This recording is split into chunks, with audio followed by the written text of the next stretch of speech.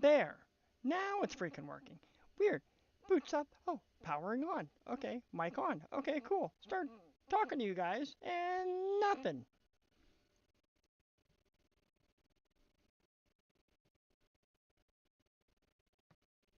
Yes, I remember the smoking the bandit stuff.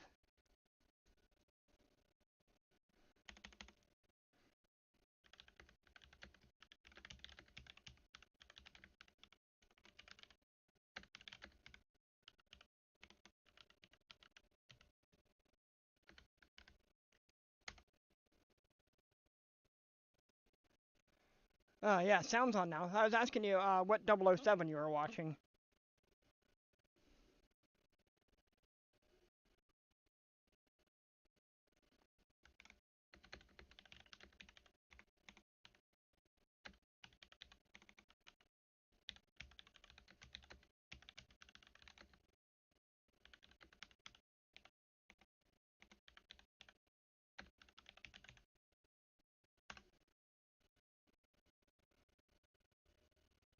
Alright. Sorry about that. Like I said, technical difficulties, this thing being weird. I thought I had everything set up, and apparently it had other ideas again. Oh, okay. That was a good one. Alright. So we're actually going to be working on the taco a little bit tonight, but I won't be able to get everything done. Ah, nice.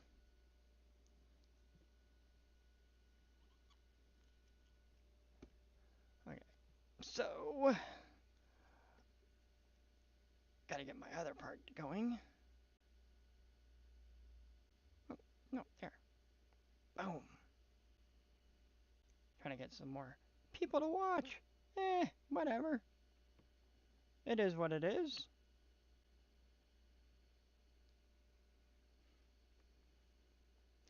Yeah, some stuff came in. Granted, I'm still waiting on more stuff to show up, and hopefully you'll be here next week before I have to get ready to go to Beat the Creek. This is the Beat the Creek rush right now, me trying to finish all of it. Trying to get all the trucks finished for it. But this year, I'm going alone to meet up with some friends that I got going on there. So let's get the camera set up here properly.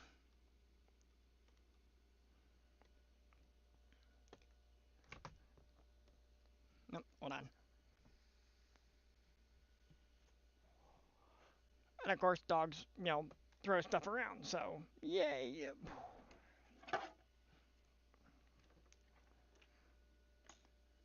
So yes, I still got to finish the wiring, which we were gonna do today anyways. But I'm redoing all the wiring tomorrow. So all this mess of crap back here is gonna get changed tomorrow when the rest of the stuff comes in. Waiting on some Amazon stuff to come in. Obviously, just because, well, it's freaking Amazon. And some AliExpress. Is it gonna fit?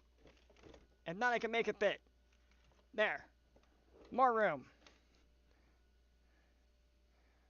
Oh, I know, bro. Oh, by the way, I have some better news for you. So I called my local hobby shop yesterday and had them change the supplier of the tires for your truck. So we'll at least have the tires. I'll still be waiting on the rims because, well, freaking for some reason, SSD is being really weird about shipping their stuff out to A Main, supplying A Main with all of their stuff. Because my local hobby shop is an A Main distributor, or uses A Main for distribution to get all their parts. So there's that. So the job for tonight is more lights on the taco, because you can never have too many lights on an overlanding truck. But I did forget something. I forgot to make sure my drink was full for the show.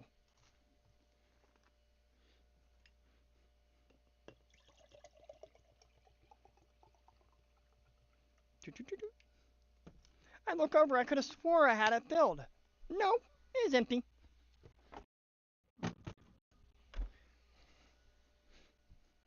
So I do have some upgrade updates on the Suburban. So there is a little bit of updates on the Suburban. It's going for paint tomorrow, hopefully. You know, all things go correctly. It will be going into paint. I do need to grab my other hardware because I thought I had it up here, but I don't have it up here. I don't like this. I hope I have it in this drawer. Yes. Well, there's 4 of them. There's some more of that. Because I can't remember what size that hardware is.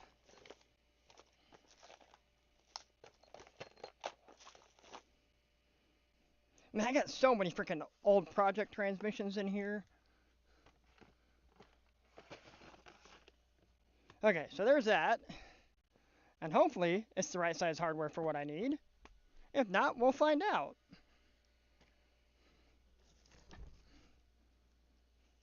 Not sure that's not the right stuff. I believe this is some ARMA 2.5 millimeter hardware.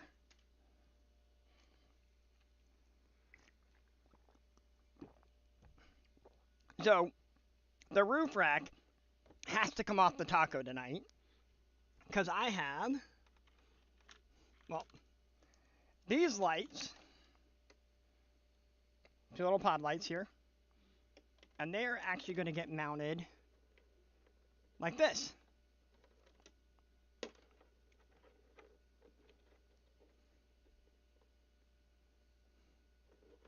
And I've got 6 of these lights going on the truck tonight.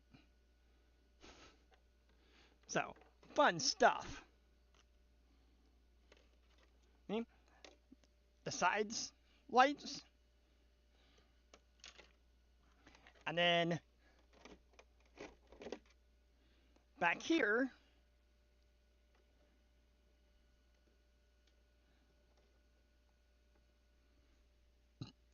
more lights.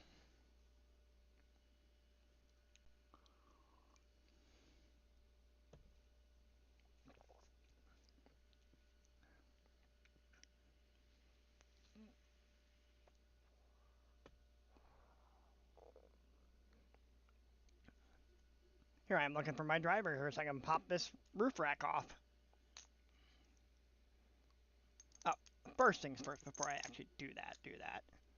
I need to crack this open.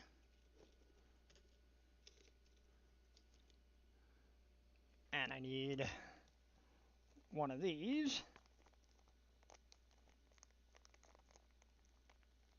Or,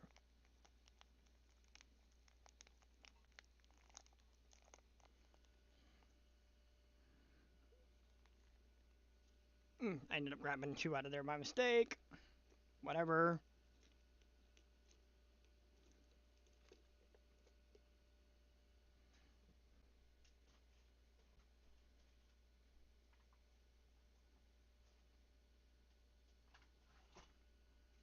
Well, shit. Apparently those are M2s. Not, M2.5s. So it looks like I gotta get some M2.5 nuts, but that's okay. That's a problem for another day.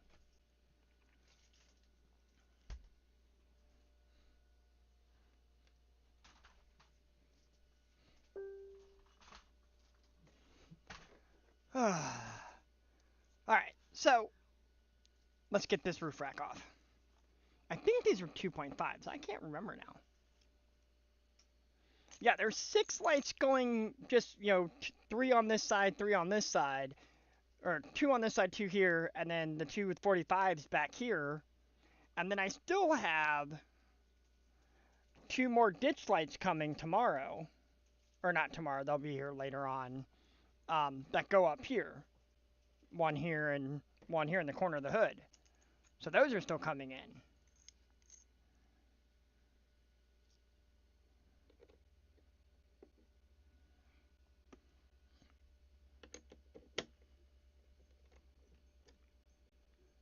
And the bad thing is I can't go very far with my roof rack here.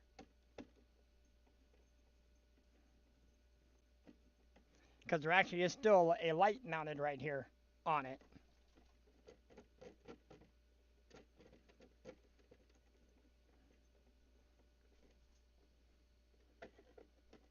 Wow, how long do I have this screw? Holy crap.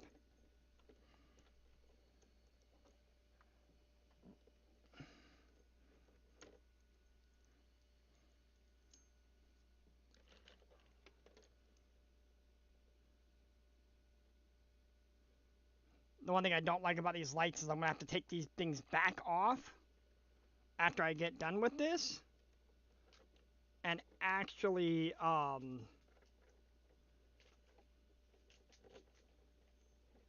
wait. How long is that compared to that screw that I pulled out? And I had those screws. Oh, there they are.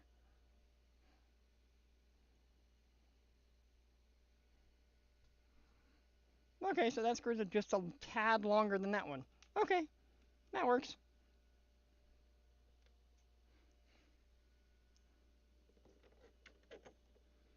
Do do do.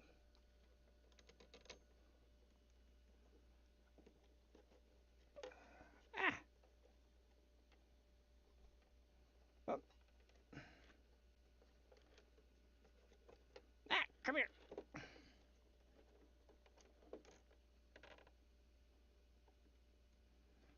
I can't wait till I get the new wiring so I can sit there and rewire these lights because I don't like the way these lights are wired up now. They have the resistor right off the LED inside of them.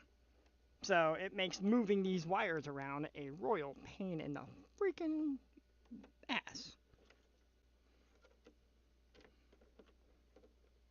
There.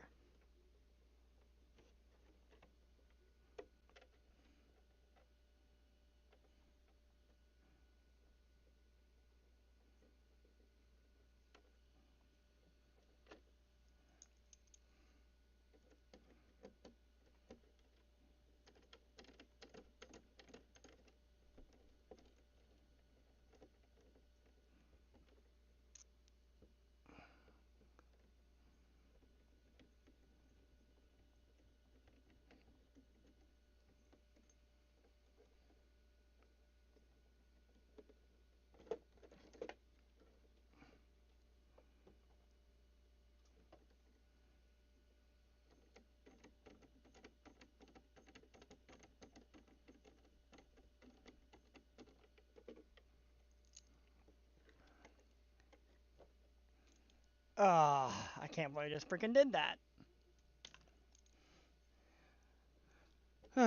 Shit. Screwed that thing in there and then realized that I screwed up and forgot to move the wiring to where I needed it.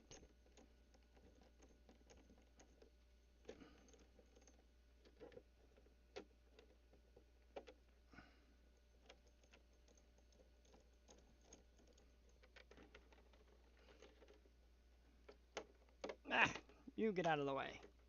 You go there.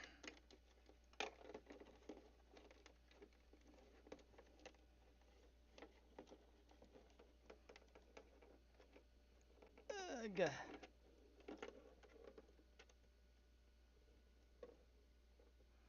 I'm gonna pull these wires here for now.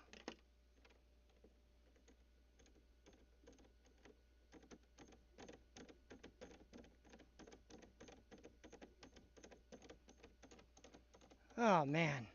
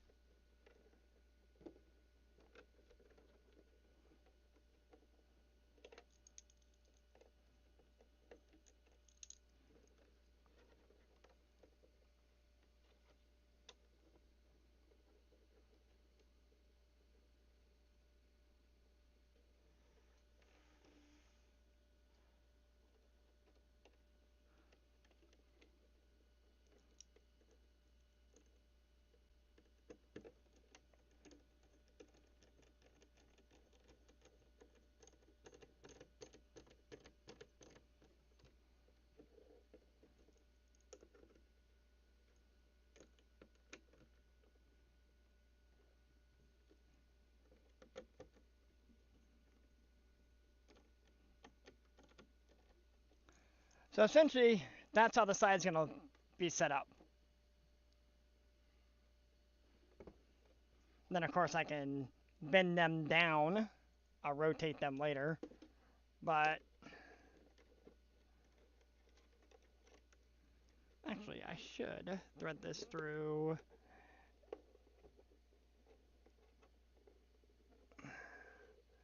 this one. And, of course, it decides to fucking do that. And I look, and it doesn't have a camera selected. I'm going to have to use a different software here later.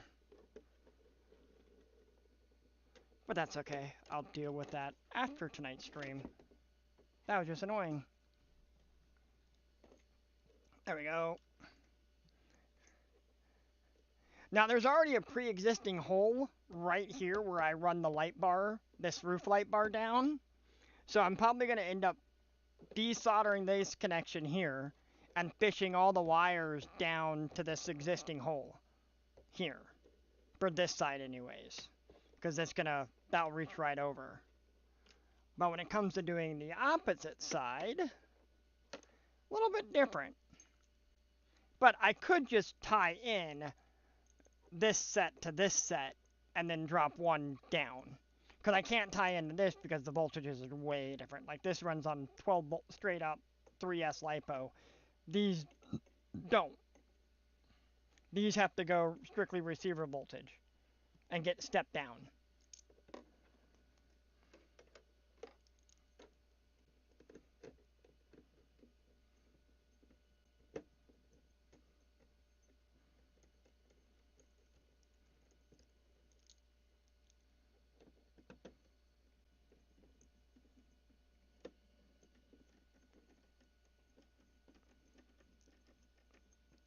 And literally the only thing holding these screws in place is the Lexan.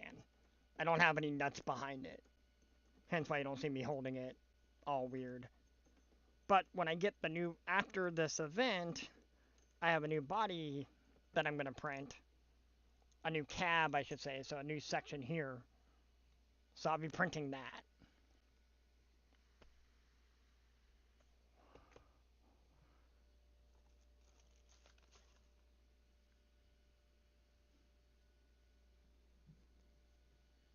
So, yay me.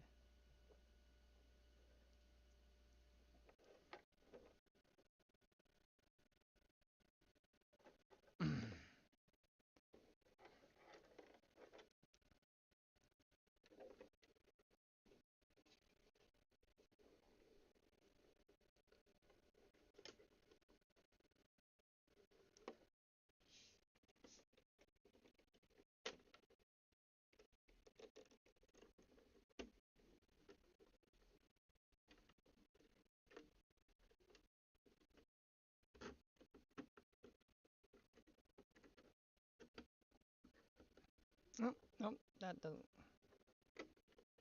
Is there? Ah.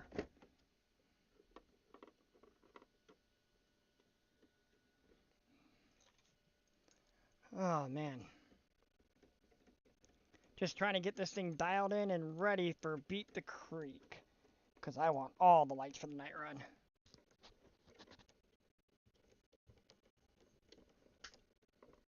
Great, where's that hole? There it is. I found the hole finally. Didn't have to put flour on it to find it.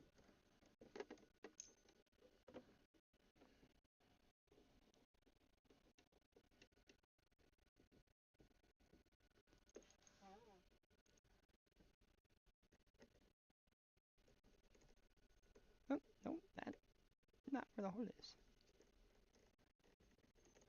There we go.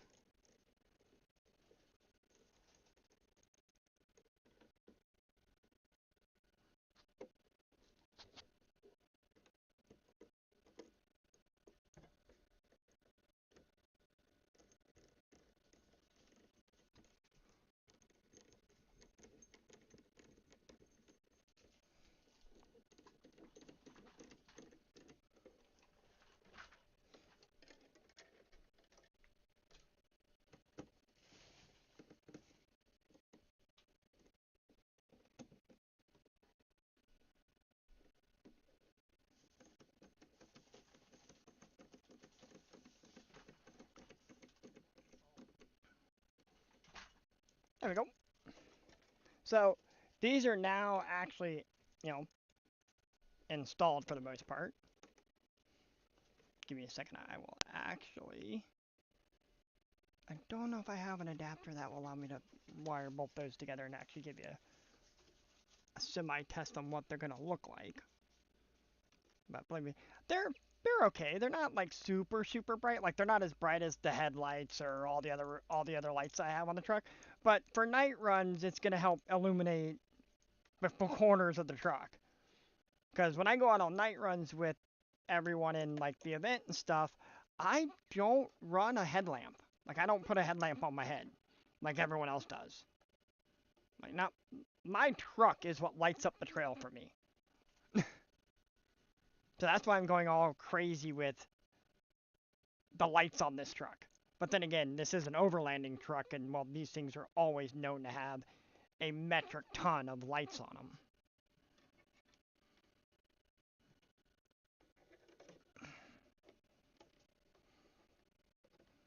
So I figure that's what I'll do. I'll put a ton of lights on this truck, make it all lit up, light up the night in a sense. What is with the light being weird tonight? That's just being weird.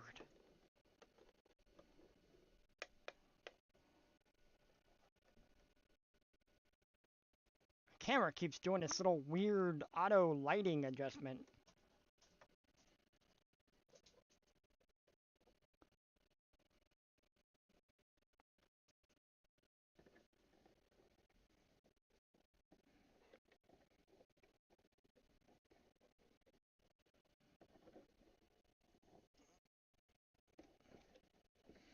There. Now, granted, this isn't exactly how this truck's going to be wired up. Of course, these light wires aren't going to be here. This has got to drop. I have to drill 2 extra holes here to get these. Okay. To get these to drop down.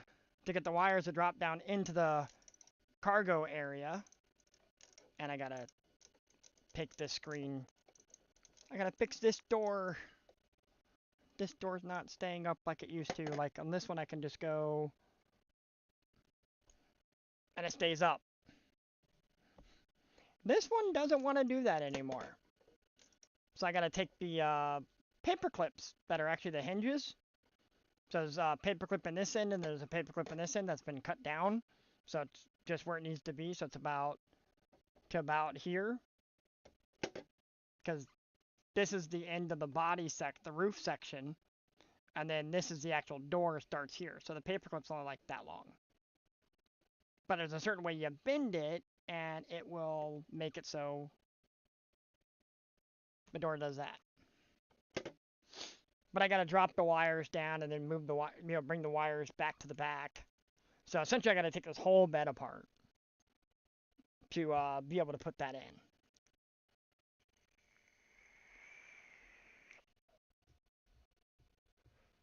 But it's what I do.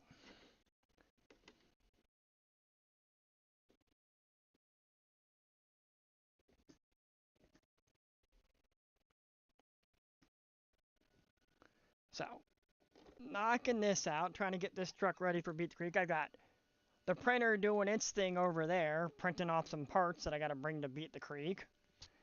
So it's going ham. I gotta figure out exactly how I want to angle these lights, because I'm thinking 45 degrees will be good. And then, of course, tilt them down a little bit. I'll do the same thing to these, bend them down a little bit. So this ought to be fun. And then I gotta figure out a way to tie all these. I gotta sit there and tie all these in together. I got some 24 gauge wire coming tomorrow. Because if it would have been here today, I would have already had this install stuff done, and I would be showing how I do my custom lightings systems. Like that actually was the goal for tonight's stream, was to show how I do all my custom wiring and stuff. So we actually would have been set up over on the workbench where my soldering station is and everything. But for the most part, that's how the lights are going to be set up. I need to drill the holes for these, and I will use, first things first, because it's a black on black, it's hard to see where exactly that stand is. And I do want to make it so that, yeah, so it would be there and there. I know the light, my flashlight is super bright. Hold on.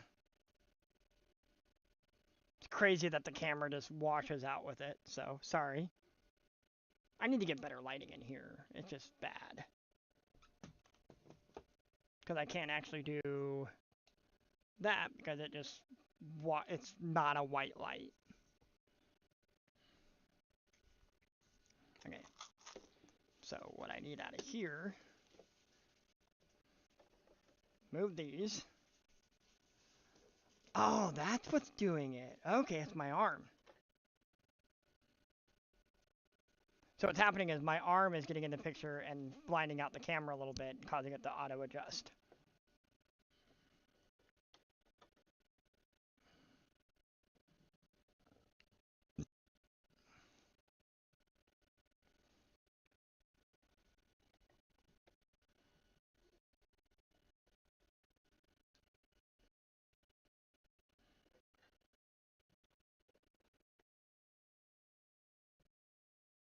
Do I want to put one hole or two holes? That's the question.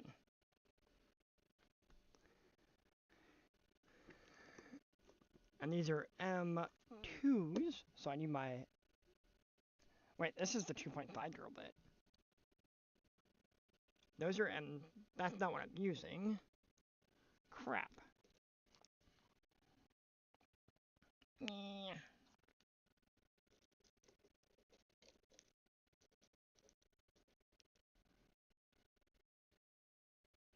Oh, yeah. That is not the right drill bit.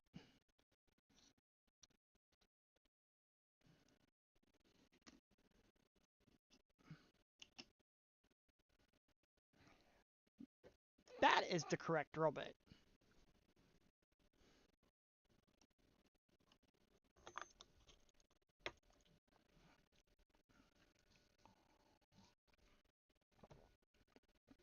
It's like everyone's not around tonight. Jeez.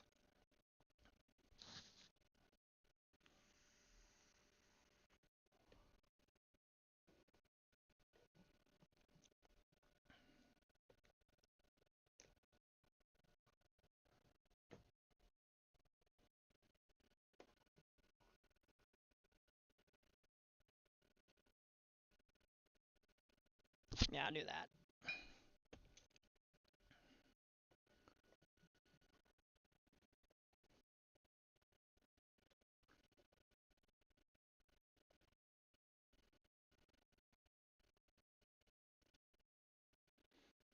I know it's not like super scientific or anything, you know.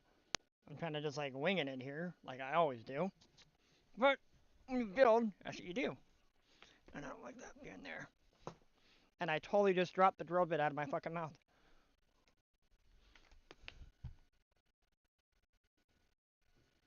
Oh, yeah, I needed that. Meh.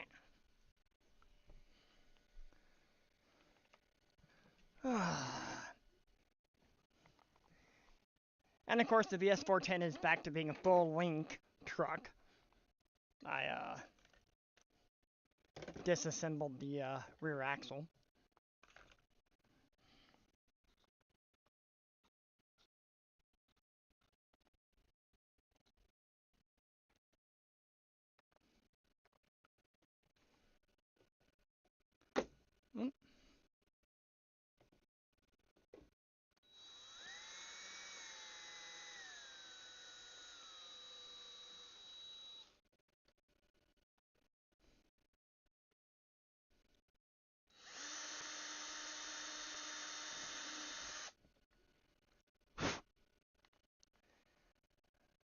Now I hope I had that in the right spot.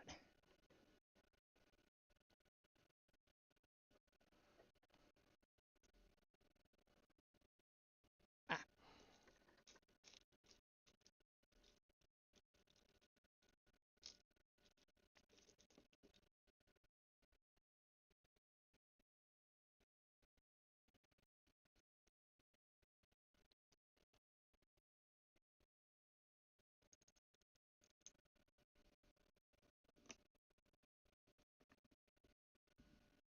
Give me my freaking driver.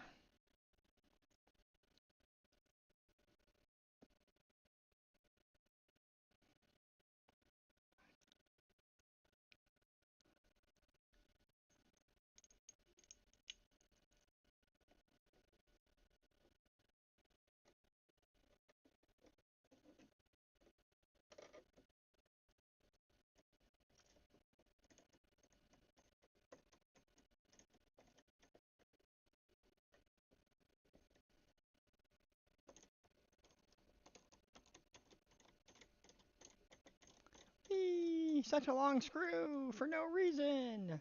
Oh, that's right, because I was going to put a nut back there.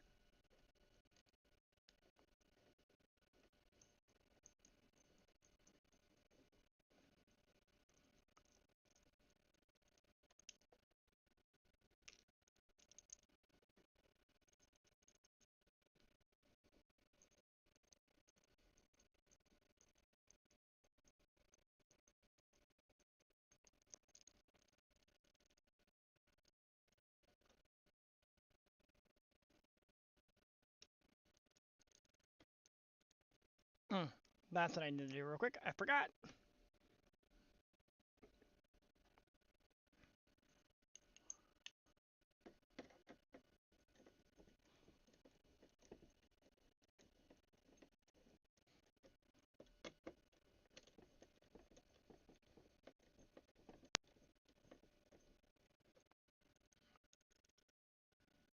Mm, mm, mm.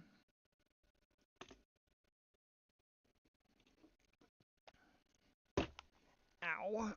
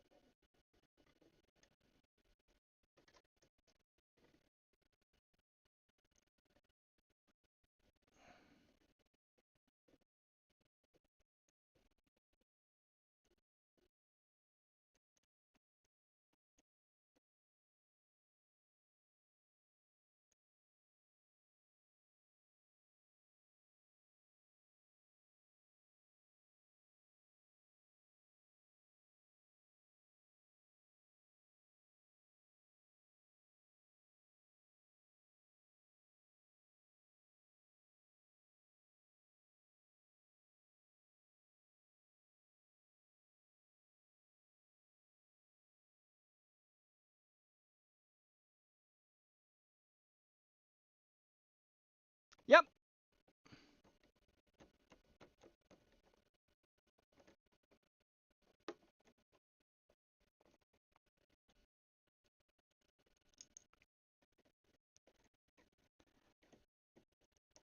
Mm.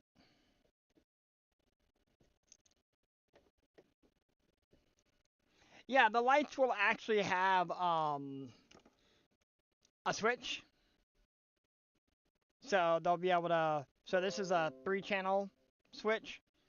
So it plugs in your receiver, and then you use you know, a momentary switch. So when you press it, it turns them on and off. Or you press it and release it real quick, it triggers it. Um, this is the only one I have left, but it's for another project. I have a spare. Ah, here it is. So I have this switch will go from the receiver. This switch here will run these lights, because then I'll be able to like pair them with the bumper lights. So I'll be able to have them like flash and do other, essentially mimic whatever the front lights are doing.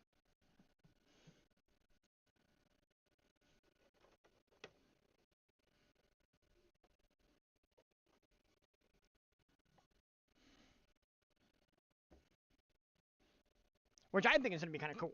But that's just me, being weird.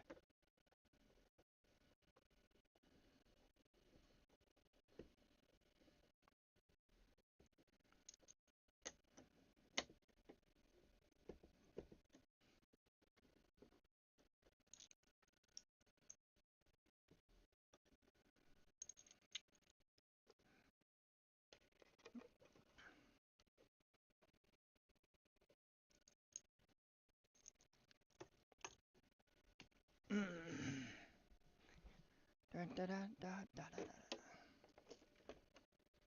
Ah.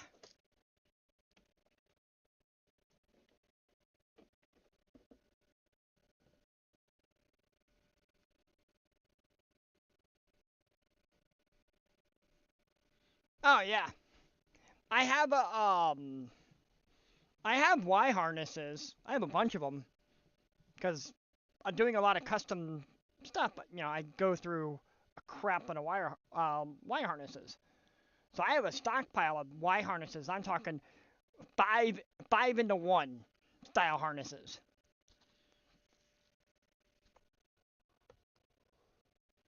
Like I got everything ones that are like from 3 to 1 to, or just a regular Y harness, 1 to 2. Then I have them that go to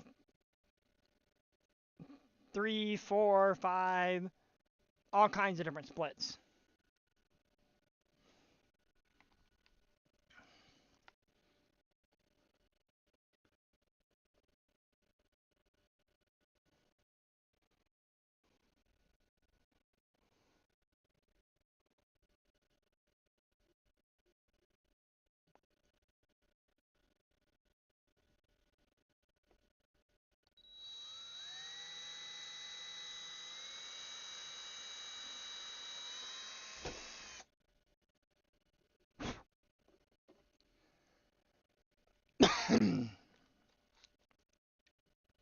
I don't need that drill bit on there anymore. You go back on the magnet.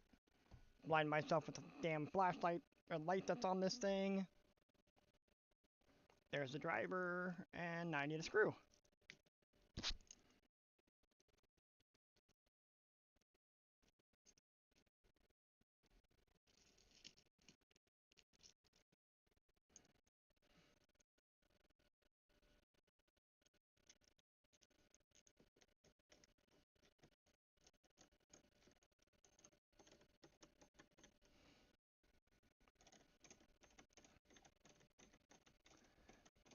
I'm actually surprised. I'm like, where is everyone tonight? Usually, Bill's already here. Fred stopped by at least once.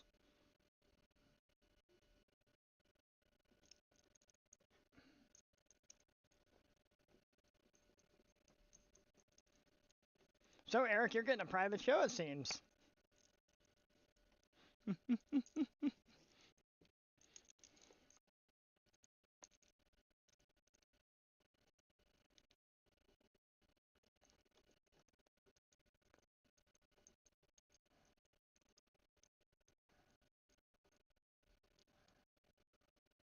Oh, I don't need that anymore.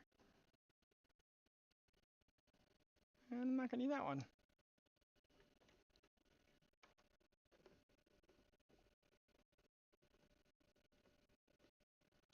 Ah.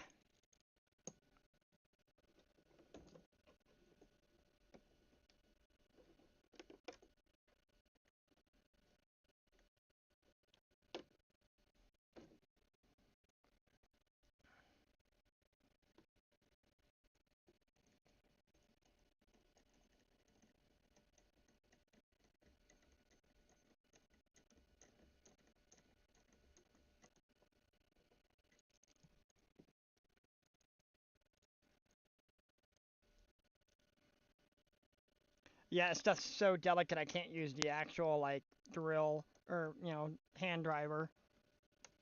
Mm-hmm.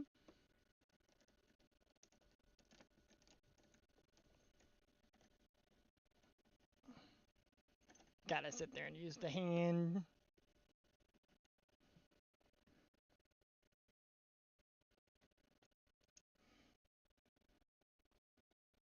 There we go.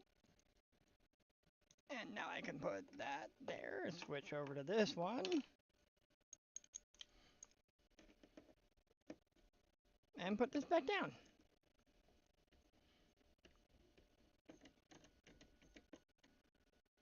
There we go. So let's see if the Y harness that I have will work. Oh.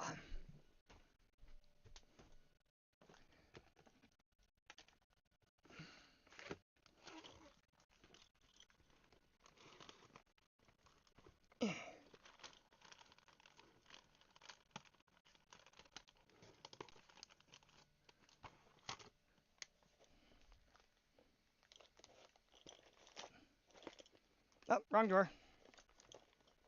But wait. No, that's got the on-off switch.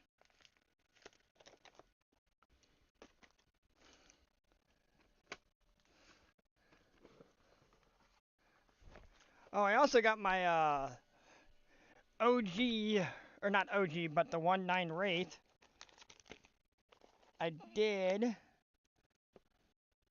Hey, what do you know? A 3-to-1, right there.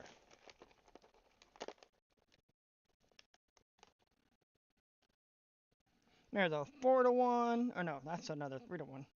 These are a bunch of 3-to-1s. Where are the 4s? Whatever. Oh.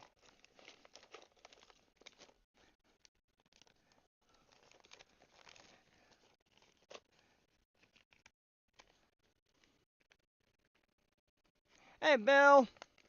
So, more lights on the taco.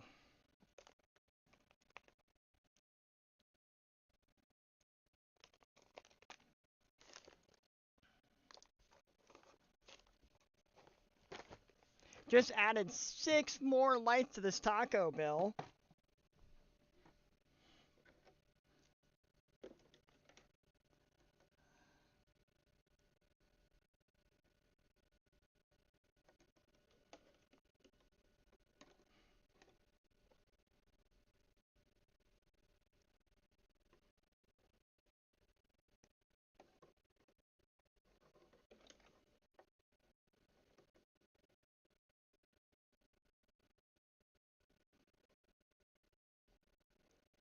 Boop.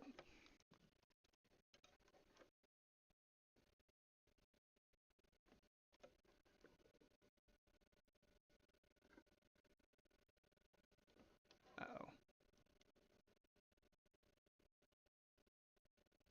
Crap. I have so many extra lights on right now, it's washing out my, Okay.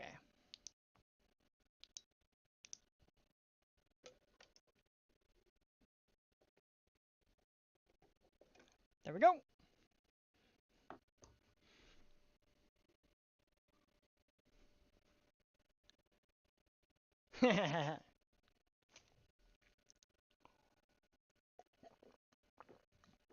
Well, tonight, Bill, was originally going to be a wiring one.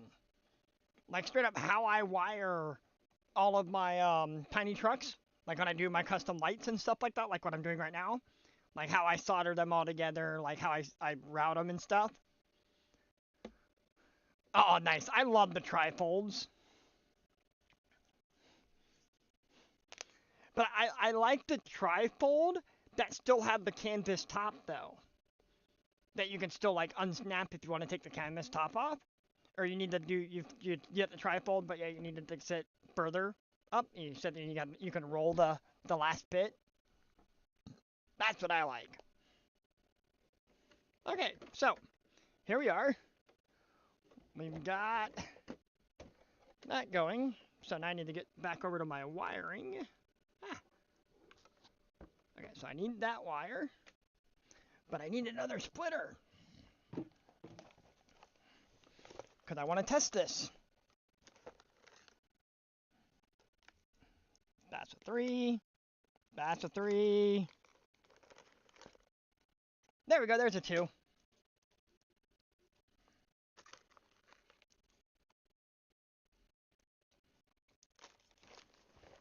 So we're gonna do no, Bill. I'm not sure. It was on the Dodge Ram that my parents bought, so it's on their truck. Um.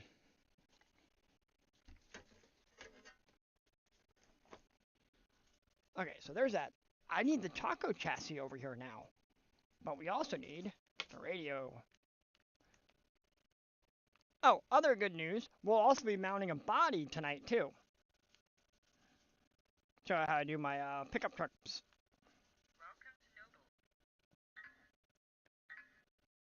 And I gotta go to the different model on. Oh, wrong button. Yeah, so I have 11 vehicles on this radio already.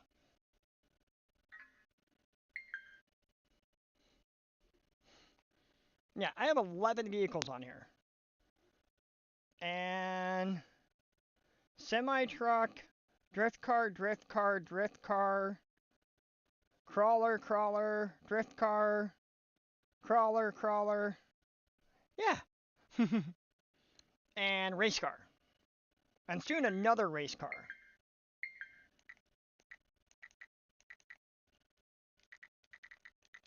Alright.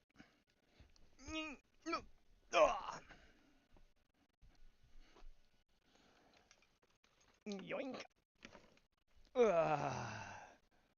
Oh, the battery's already over here. I was thinking ahead. Ugh.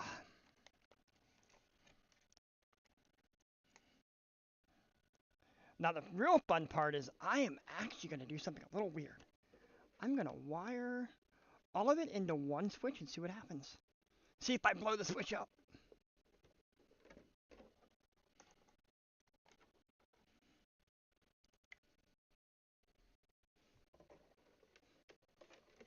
Why not, right? Let's, cheap Amazon or AliExpress stuff and Amazon stuff. Let's see what happens.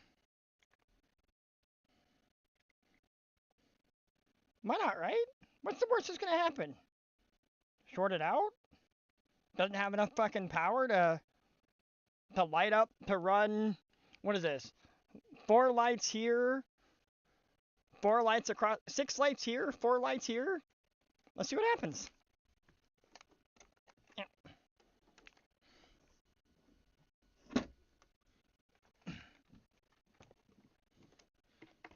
Got my trusty battery here.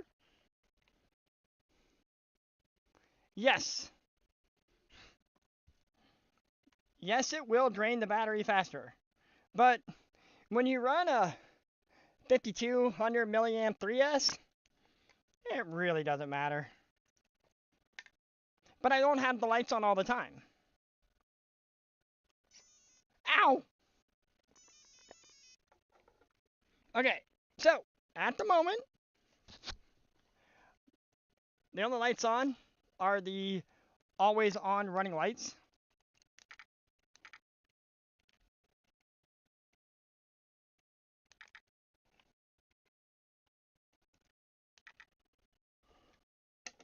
Well,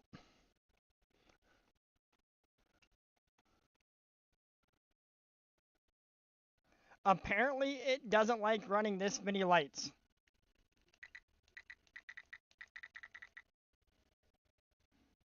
But the truck will run.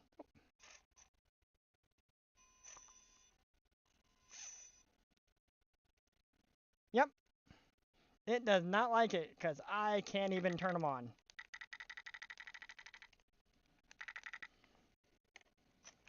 Okay. Hey, quit that.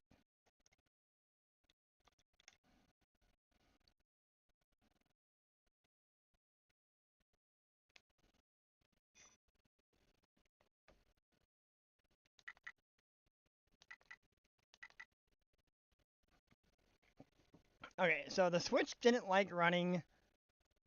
Oh, so you can see these things. Hey, don't do that.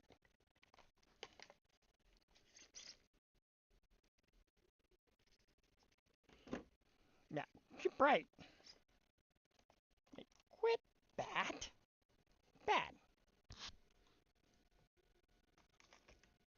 Okay, so let's see.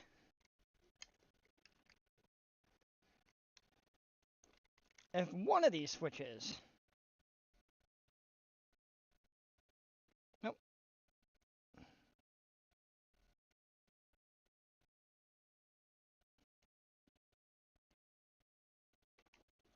Okay, so I got one switch and the 6 lights. Let's see what happens. And then I'll do a little programming. Hey, what do you know? Light, light. Cool. Now the really cool part is, ow.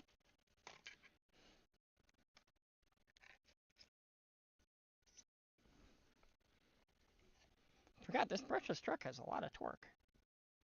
Okay, so we're gonna do. Okay. So let's set up mixes.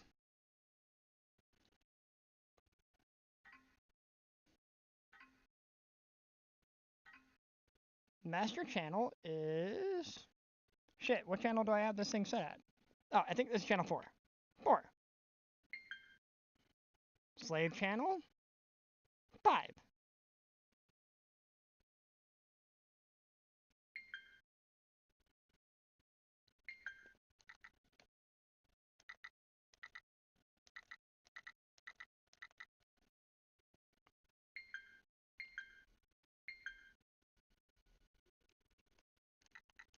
Oh, that's because that's not channel...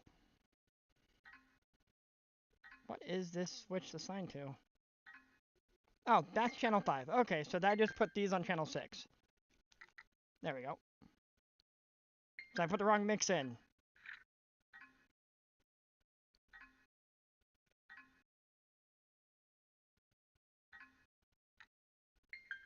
So what the... Oh, I have... That's right.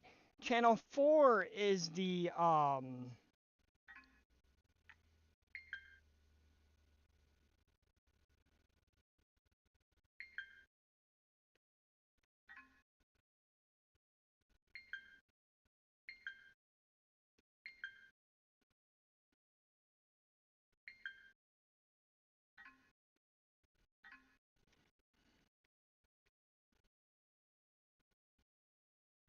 We will do that one. Function.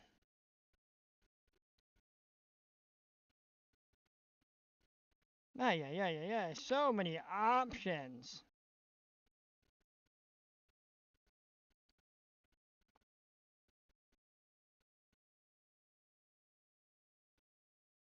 Oh, wait.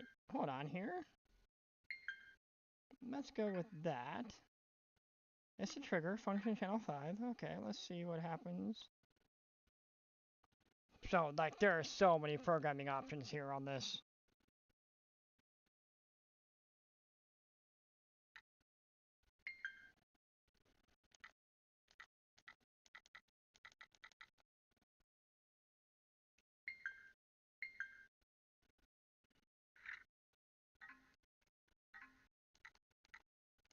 Okay, I see what that's doing now. Cool. Alright, got it.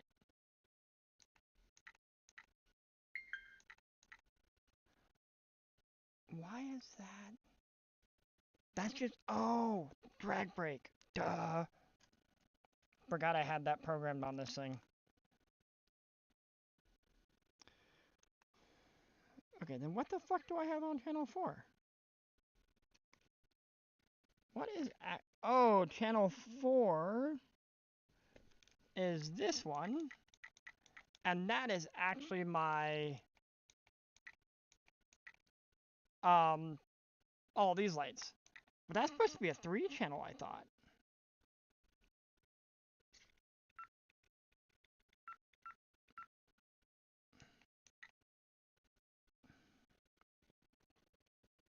I'll have to go back through here and actually see what the hell's actually put in the channel 3 here. Something's in 3. Oh, yeah. That is weird. Yeah, I'm definitely going to have to go through my settings again and figure out where the hell I have everything hooked up. Everything works. I don't care. I'll just deal with it later. But I want to get these to function at the same time these do.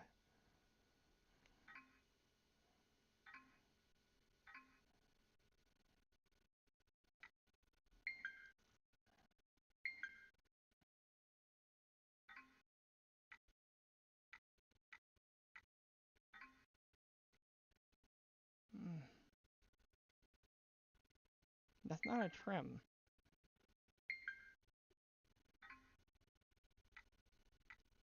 Normal. There you go.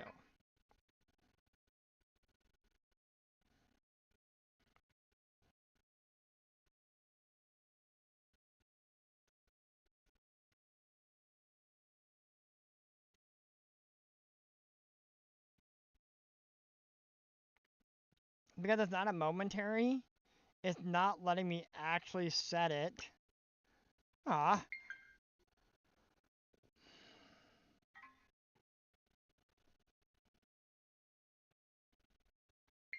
Wait a minute.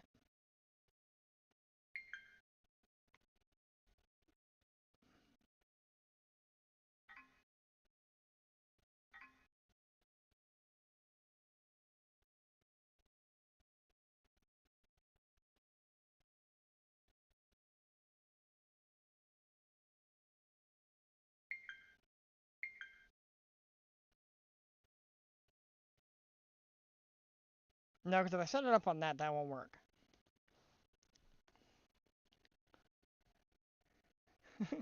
These are actually kind of bright. So, hey Phil, testing out the lights on the taco.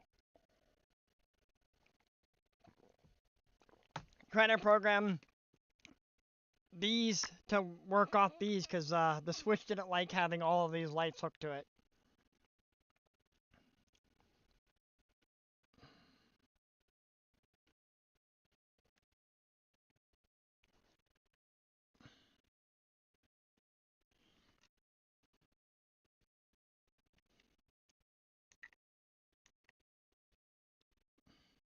You know what the hell with this? I'll do it this way.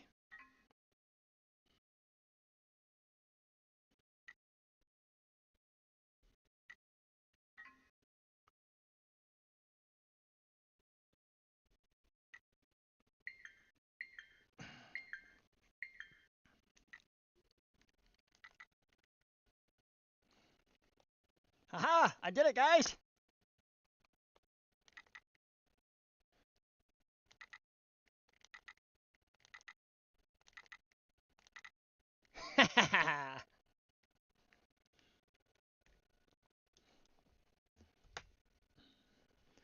But there we go. Tomorrow I get my wiring, so I'll be able to sit there and redo all the wiring in this truck, or all the lighting wiring.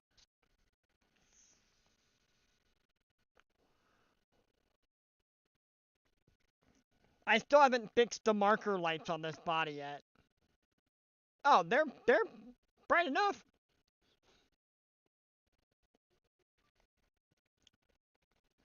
I'm gonna turn the truck off. I don't like having a lipo in my lap, especially when I don't know how actually charged it is.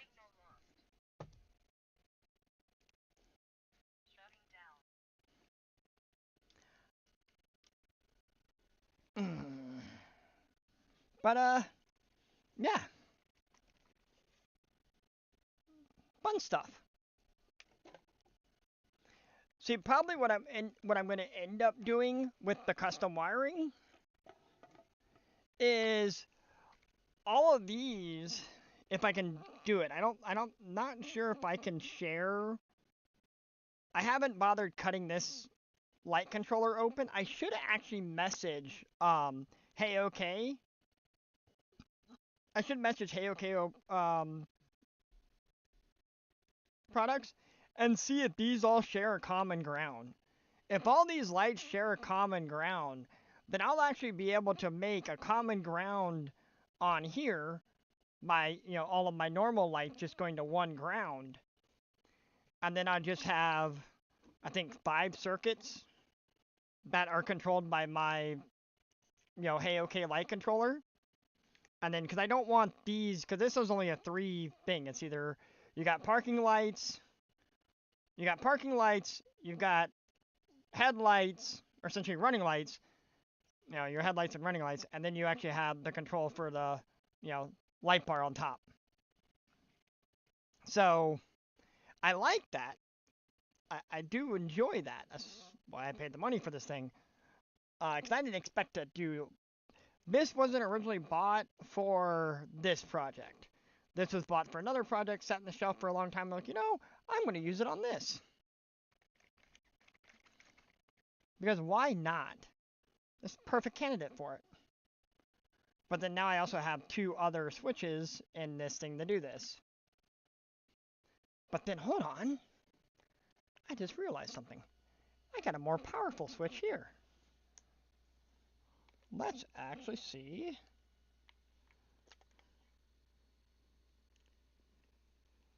Yeah, there. Actually, I'll do it this way. I'll leave that plugged in. I will throw this into another slot. Because 8-channel receiver, so I can throw it anywhere I want. That's channel 7? Yeah, that's channel 7.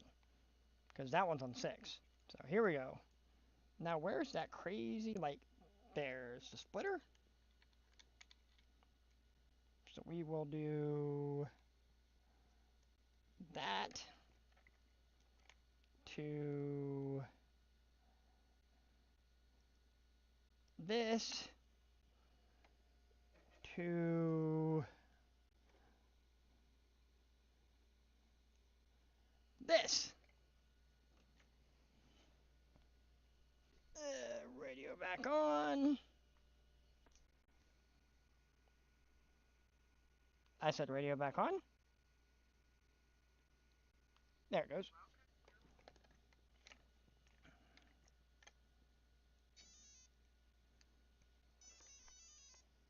Okay. Oh, hey. I didn't touch the trigger. So much torque. So much torque. Okay.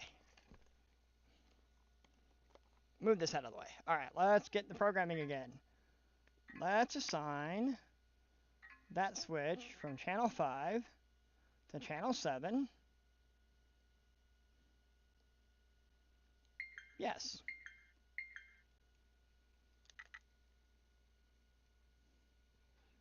Oh, it is not happy. That switch is like, nope, too much draw. I don't like it.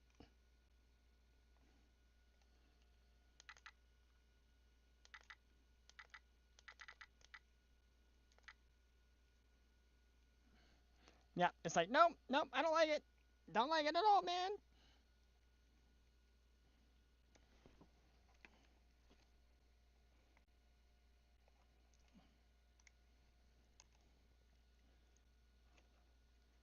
We'll do this one.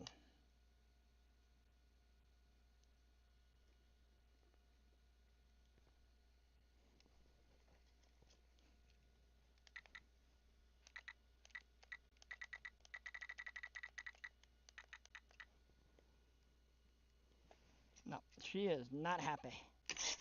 God damn it. There.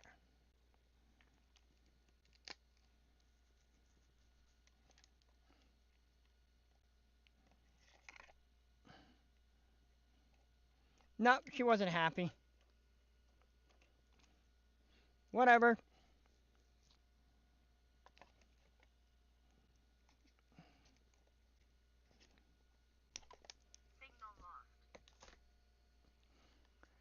Signal lost. Yes, I know your signal's lost. Shut up.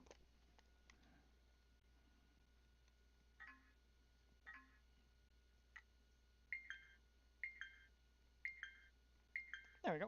And shut it back down. Alright, so that's done.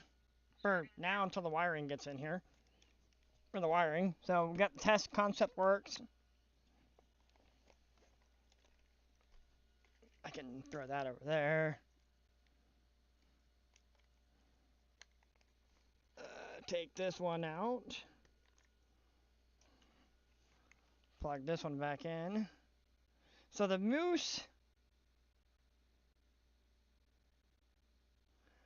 light controller that they have really only likes running their lights. Oh.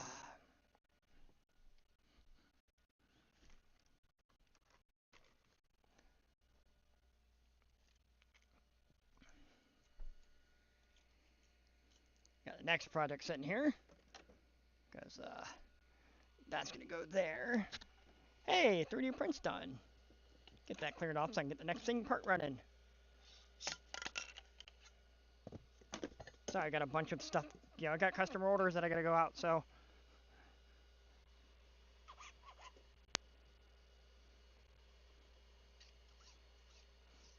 Printer stops doing one job, gets thrown to do another job. So apologize.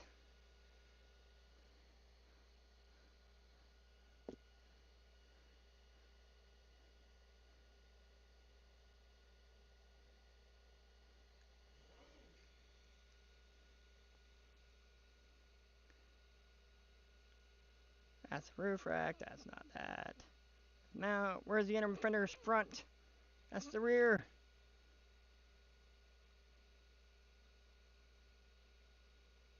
Front inner fenders.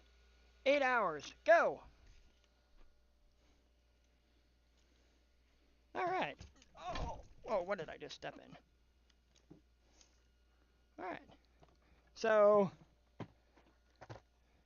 here's the TF2. You go in there. You go back in there. You live back in there. You go in there. Put this back.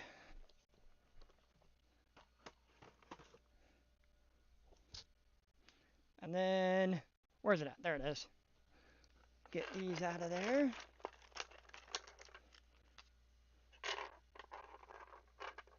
Hey, customer parts. And so I was printing off some Night Runner parts for a friend of mine. And you go in there. Stuff I gotta have ready for Beat the Creek, because we're meeting up there, and he asked for this stuff over a year ago, and I finally freaking printed it out. Well, I had it printed out before, but someone needed something right then and there, so I just gave it to them, and then was like, alright, I'll just print another set off. So,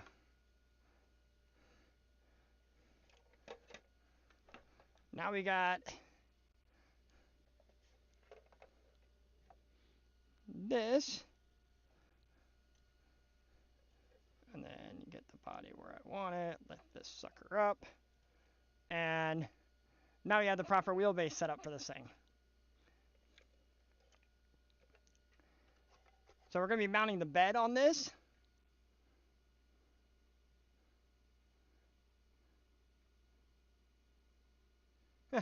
Not Bill, I'm going to be on for a while, my guy. Remember, 2 hours, man, 2 hours. And we're just cracked over the first hour. So, this gets mounted a little differently than how most people mount these. So,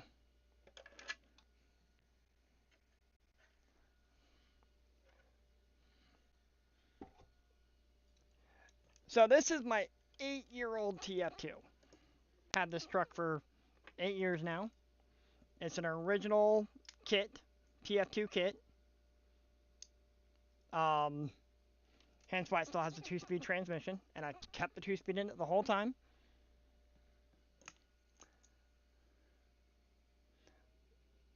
Oh, I know that body. Nah, Phil, that freaking K20 body is dope.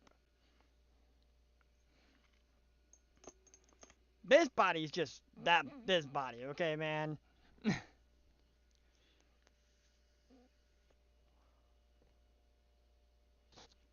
Yeah, if someone wants to buy it at Beat the Creek, man, they can buy the body. They're just not getting my tried and trusty truck that I've always had. I love this truck. It's like my favorite truck to drive. Well, besides the Taco. The Taco became... That Night Runner surprised the hell out of me. So, what I was going to get at is... So, this truck has been so many different wheelbases. It was the stock TF2, which actually had... The rear leaf spring mounts were actually one hole over, which you can just barely see. One hole there, and then there was the other hole. Then I actually ended up drilling holes back here because I had to shorten the wheelbase for an avalanche body that I ran on it for a while. So I had the leaf springs mounted here, and I took the RC four-wheel drive. Oh, son of a bitch. I literally just watched the broadcaster go, no, no camera for you. I'm going to deselect your camera. I'm going to say no camera selected. Um, anyways, so it was moved up here, and then I took the RC four-wheel drive leaf spring reverse kit for the front, because this does have the solid here and then the shackles back here in the back. The leaf springs are reversed in this thing. Drives way better since doing that. But there was a mount that they used. I took that mount that they had, and actually, you can kind of see how the frame rail is shiny right here. It's not black anymore. I clearanced the frame rail because it was designed to sit in the pocket on the frame rail for the hangers. So it was designed to be that skinny instead of being the same thickness as the rail. So I just made the rail that thick, mounted it there, and had the rear end back that way. But with this truck, with using this body on it, I had to, bring it back because originally the cab was just sitting way too far forward if I didn't move the rear axle back. That when I compressed the front suspension, the edge of this tire was almost into the door of the truck. So it was coming all the way up and like coming into this area. Can't have that. So, and of course you get doggo cam. Hey buddy, you can get up here? No? Don't do it. He was about to bark.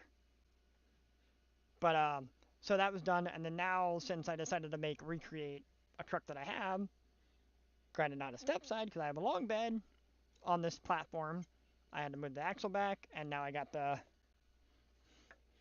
front end sitting where I want it.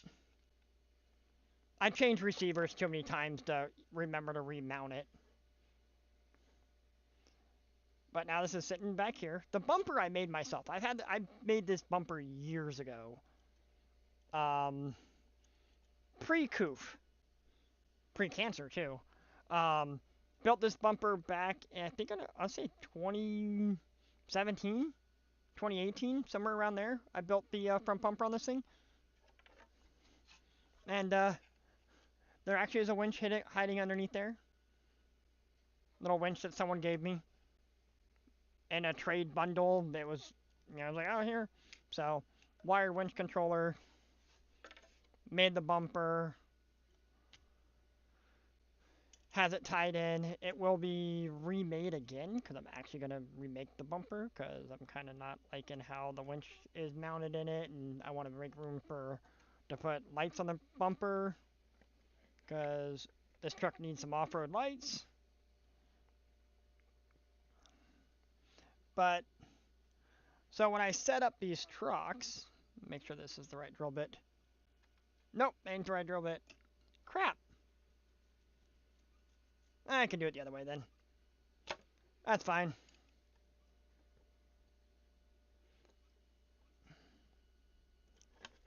I really need to move all this wiring. You get out there and over there. Stay. Stay.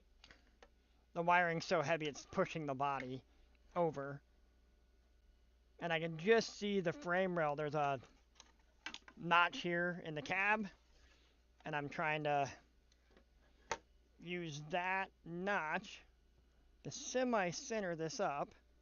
And then I've actually used my bumper and the headlights section here where the grill gets glued on here as my eye. And then if I got it right, I should be able to just drop this on there. And yeah, wheelbase is in the right spot. Granted, it's way too far over. Camera angle throws it off. Because if I center it, ta-da, it's centered.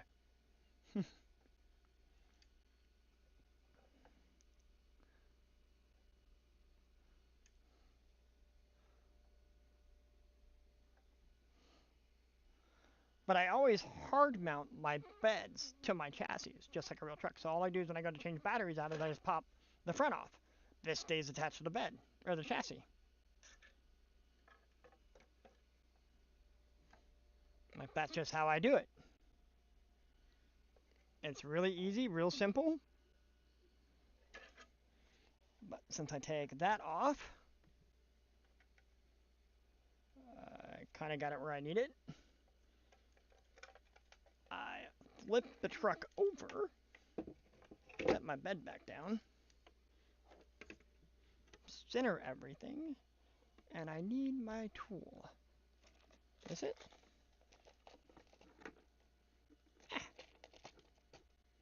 Hey, what do you know? It's actually the right one. Usually I'm on my workbench. Yeah, I decided to do something different. Not too many people do step sides. Everyone does fleet sides. I just couldn't have a fleet side. Even though I currently, oh, Eric, I currently have an 89K 1500 long bed. Technically a Cheyenne, so the base model. No frills. I love it. It's great. No power windows. It's got power steering, but no air conditioning, no AM FM radio, just an AM radio, or had just an AM radio. Had the sweep gauges, which I have a love hate with. I wish there was more gauges, like an actual voltmeter, oil pressure, instead of just temp, fuel, speed. That's it. Like, give me a tack. Give me all the good stuff. I'm a manual transmission truck.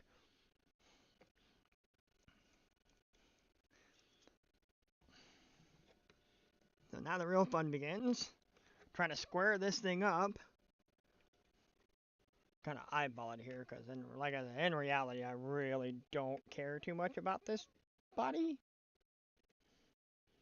I don't intend to keep this body for long.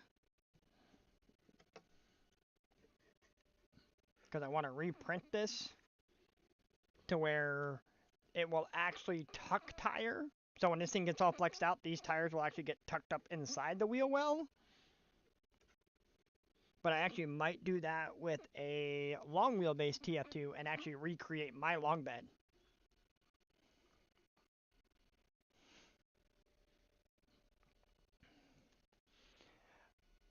Nah, believe it or not, it was just a tone. When the truck made a certain tone, I shifted.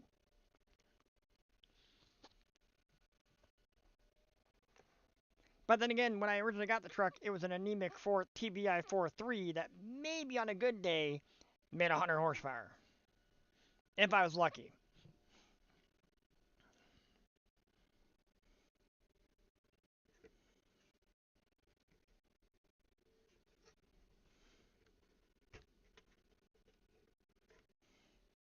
I could get the digital calipers out and like do this like with the calipers and be like, okay, well, centered there, and is it centered here? And screw it, I'll do that. I'll be that anal about this. Usually I'm not. You're like, oh, it's close enough. Okay, that works. Oh. For once, I actually put the calipers back in their package. Or in their box. I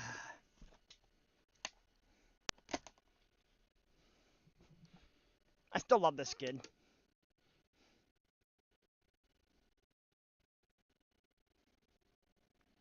Come on. There it goes. Always takes forever to freaking fire up. So I'm going to do...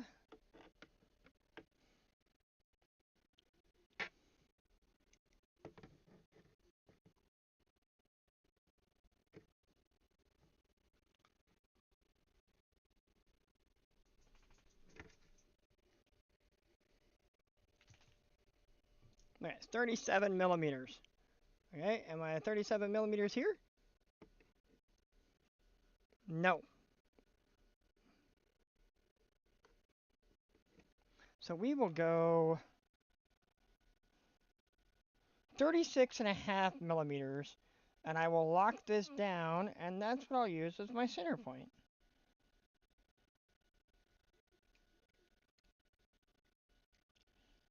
And if I'm close to that, I'll be happy.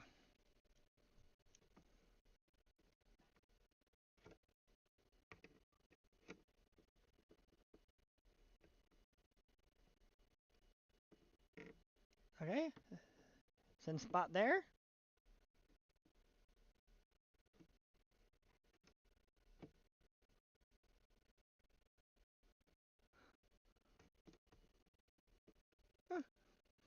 And they're like 0.8 millimeter away. It's essentially a cunt hair. Yes, I said that. I am that old.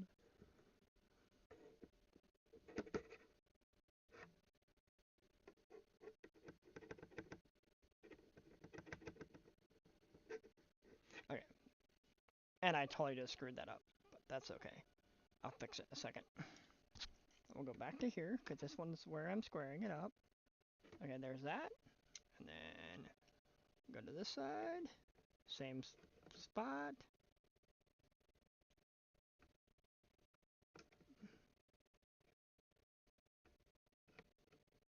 Wait.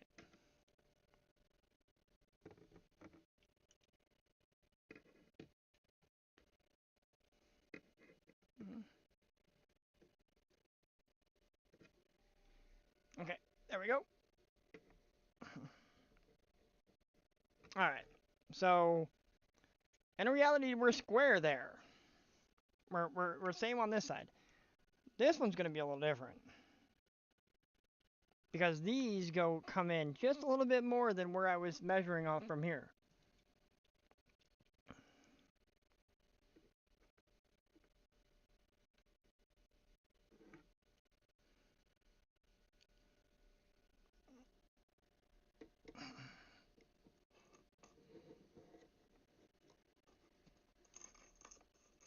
Something's in the way on the desk. Okay.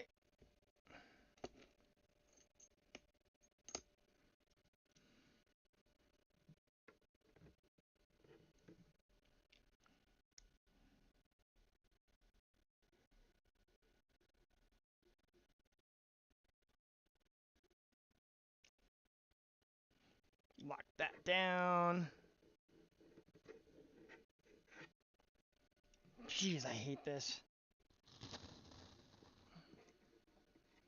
Okay, so it actually doesn't want to be there. Okay.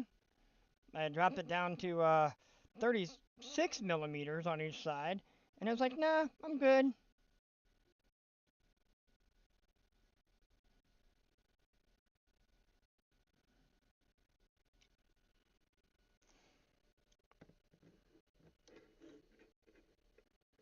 So we're 35 and a half at the moment. Okay, I'm going to try 35.75. Oh, too far.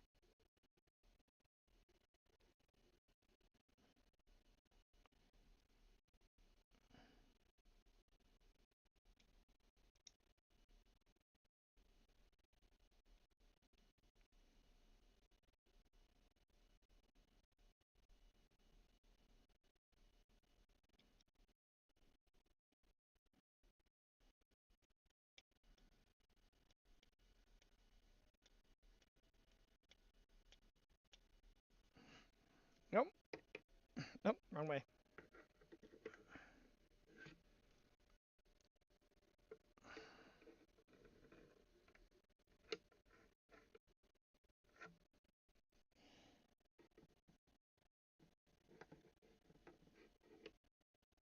Seriously?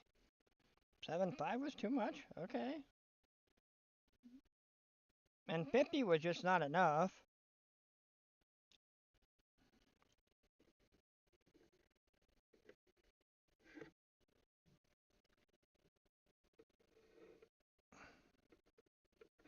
Oh, there we go. It was 62. 35.62 millimeters. That was centered.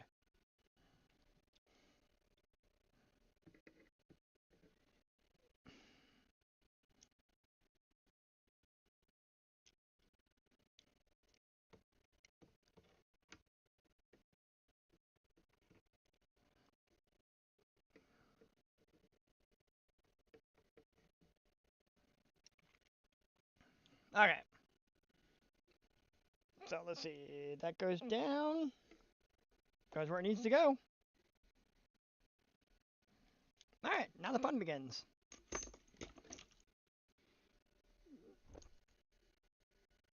I wonder if you guys saw that. That was annoying. I can't believe it just fucking happened.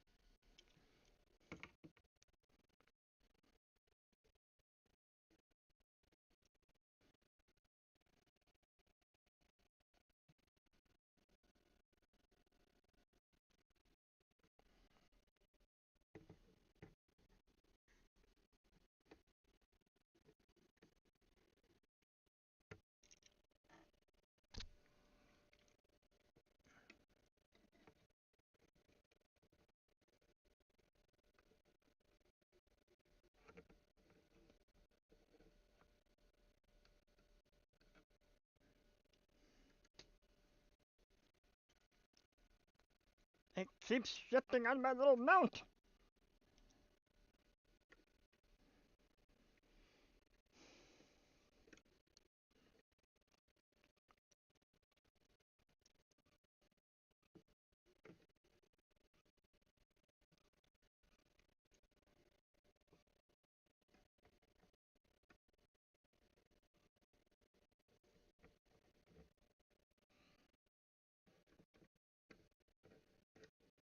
Okay, that's close enough there.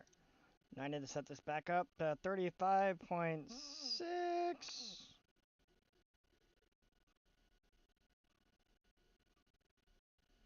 And reset the front. And then drill my 2 holes. And then be done. And the bed will be mounted. Ugh. And of course it got twisted.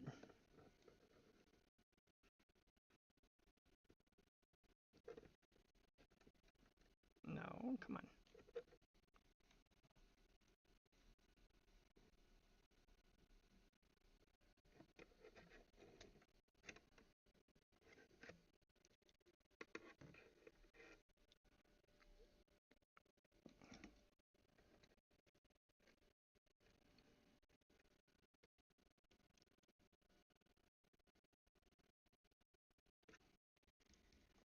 Okay, there we go. It's close enough for government work. I'm drilling the holes.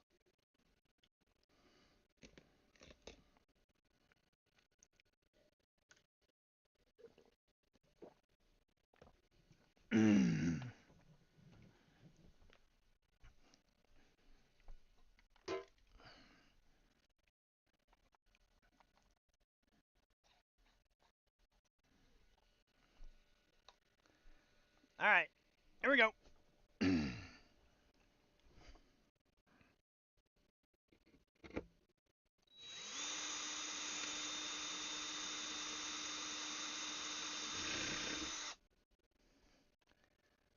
And of course the damn thing moves. That's okay.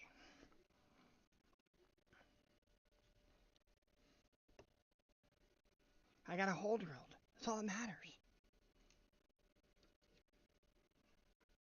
Nope, that's not going to work in that hole. Screw it, I don't care. This will work.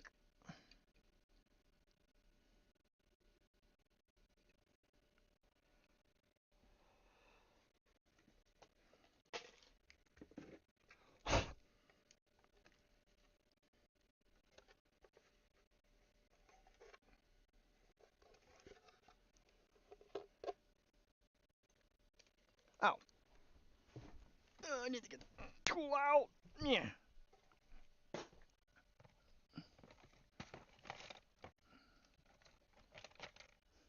Oh, hey, Phil, you still here?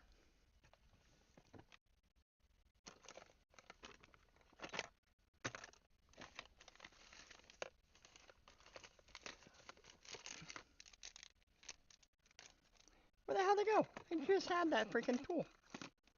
I just put it oh, there it is. You know, we got our body post hole driller, or tool, that we keep, you know, in our boxes for doing the body reamer tool. I left this in the escape and pulled it out of the escape last week. It had been sitting in there since Beat the Creek last year.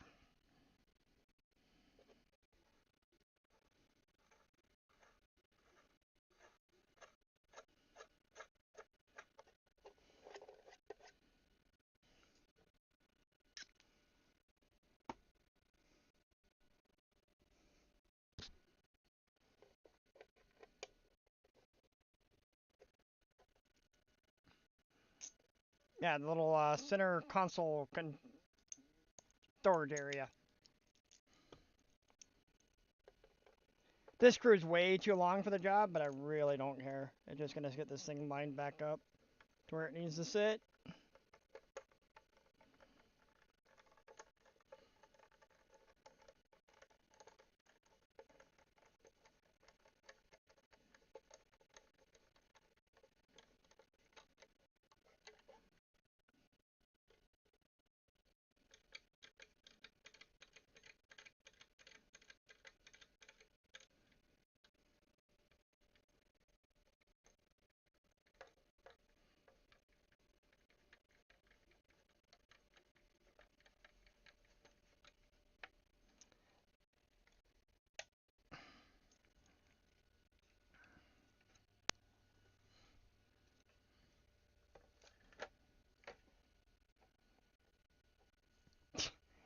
That got pushed way the fuck back.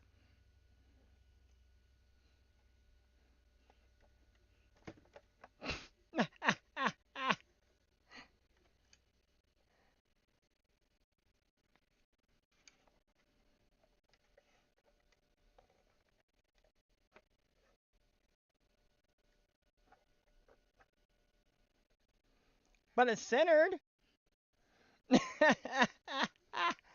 Oh man, I can't believe that happened. Cause yeah, that's where it should be. Oh, that's funny shit.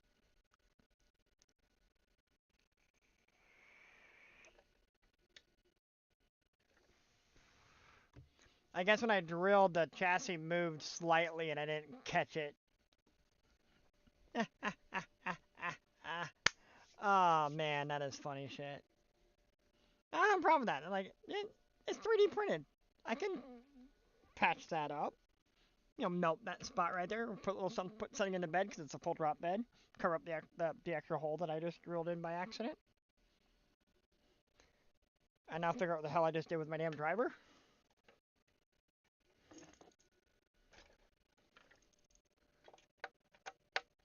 It's essentially why I only drilled one hole instead of drilling both holes.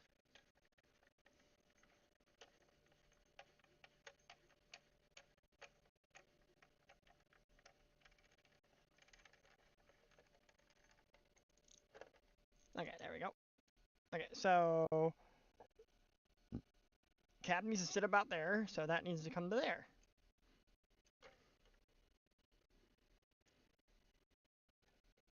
There we go.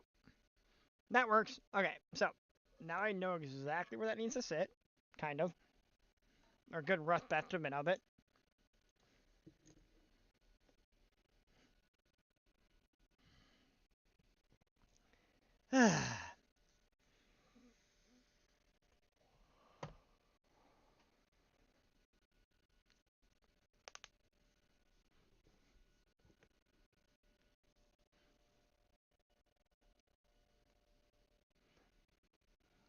Oh, Eric, I will have to buy you the Mac. I will have to get with you on a little invoice on the extra parts that are going to be coming in.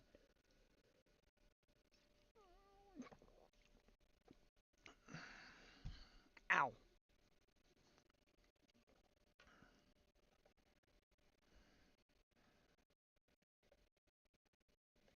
Ah, shit.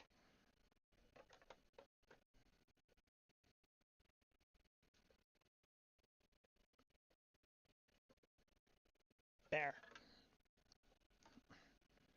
Somewhere right there.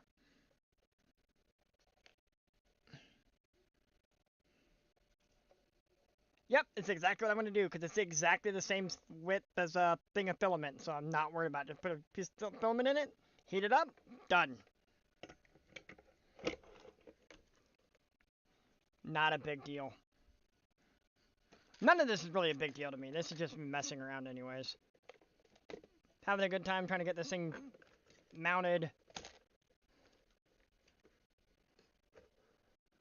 The bad thing is I can't put the cab on here. Or in reality I could, but then I have nothing to hold the bed where it needs to sit. No worries, man. Well, it's essentially the cost of the magnets, and you wanted me to do the full LED kit, right? You want headlights, tail lights, marker lights, right? So essentially, you know, both headlights, both marker lights.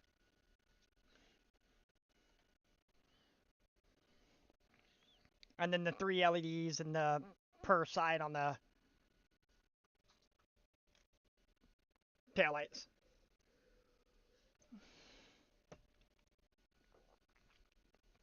Because we have the 2 brake lights and then we have the reverse. If you want the reverse. You wanted to go outside, bud? Come here. Wanna go?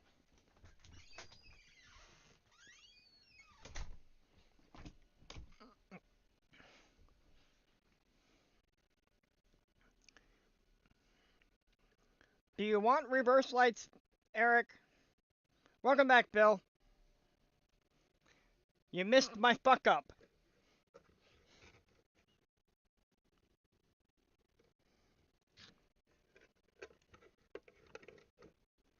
Actually, that doesn't sound like a bad idea. Hold on.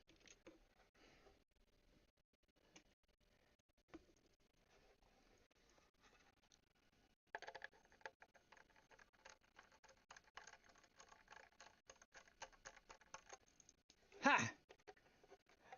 Thread the screw in a little bit, so now I got a little stop. Yeah, Bill, I drilled the hole in the wrong spot. Hey, what do you know? That hole actually lines up where it needs to be. I planned it, I swear. Turn the fuck up into a good thing.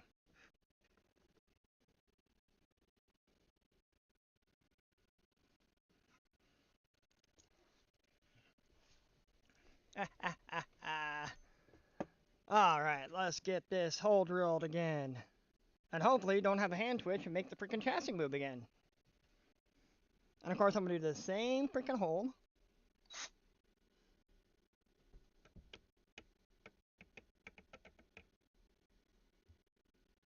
That looks about right. Oh, last time I did it in that hole. That's why. Okay, cool.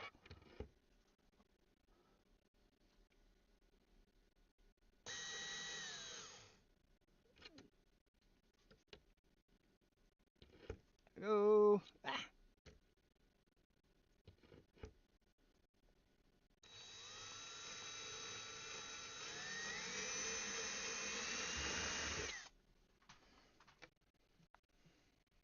All right.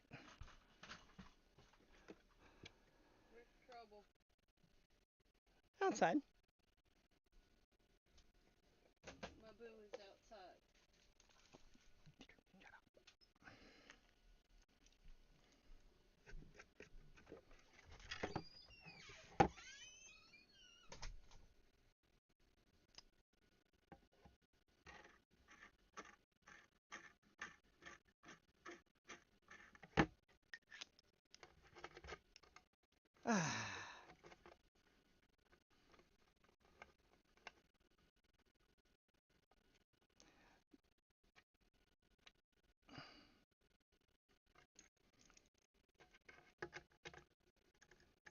So the really cool thing about the TF2 chassis is why I actually like having my TF2 is the fact that it has the rear body post mounts are actually threaded. Because you're supposed to thread in the bed mounts, and use body posts, and, clips, and well, screw that.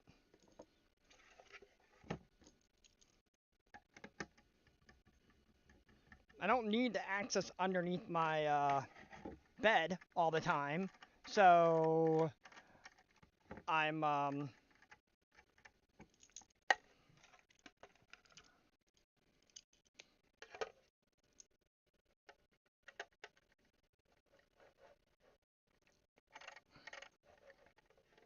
Where you at?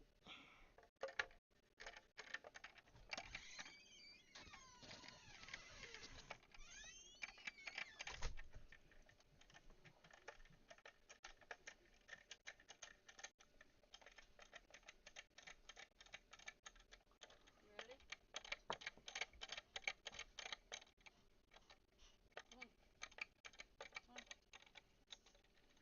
Come on.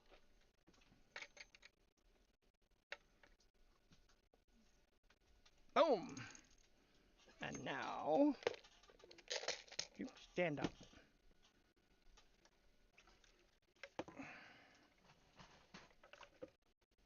Yeah. Get that out of my way. Put that back down there. And make sure I get this thing squared off the rear frame rail.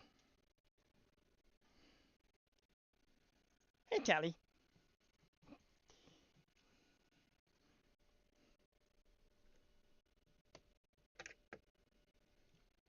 Shit.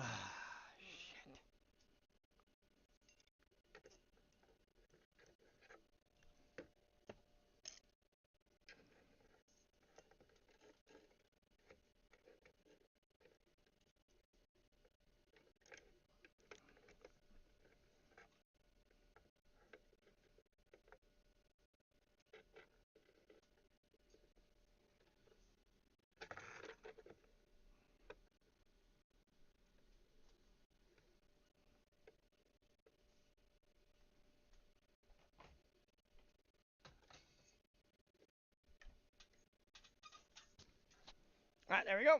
Alright. Now I can put this here at this hole. And then...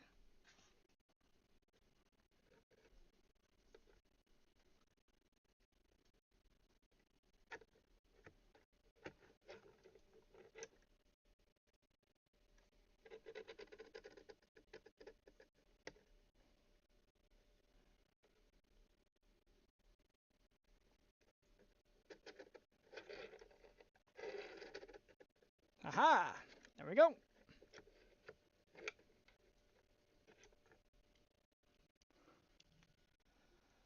I consider and spend another 10 minutes measuring this crap out and get this thing exact, but this is a model truck. That's literally to beat the snot out of, because that's what I do with my TF2. Like, everyone has...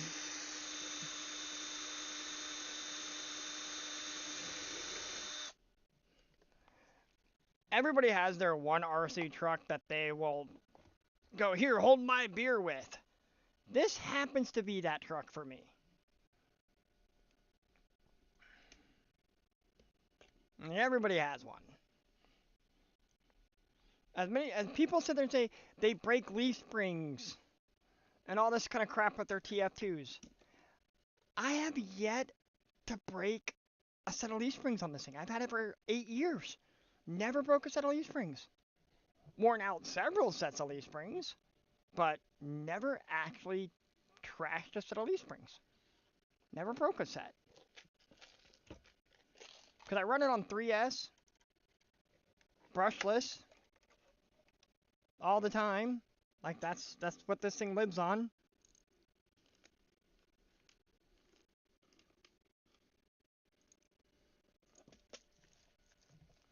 Night, Phil. Thanks for hanging out for a little bit.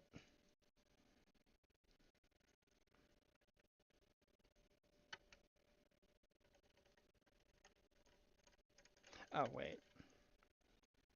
Buddy Reamer. What'd I do with you?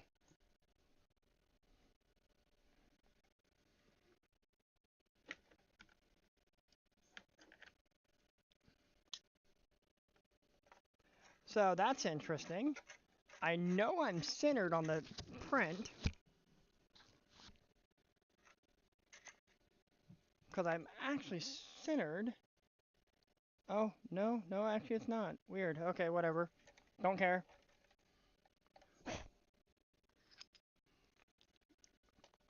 The nice thing is I literally can print. Hey, Fred! I literally can just print another inside of the bed and move it over.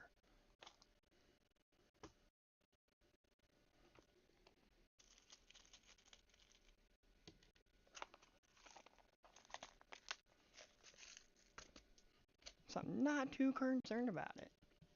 Yeah, it looks like I could have been over like another half mil or a couple mils. Nope, you're not right where you're supposed to be. There you go. Now you found the threads.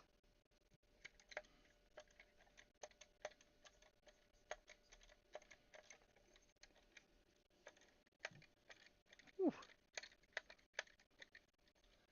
Wow. 7 viewers. Thanks, guys. Oh, I have 3. I've had 7 views.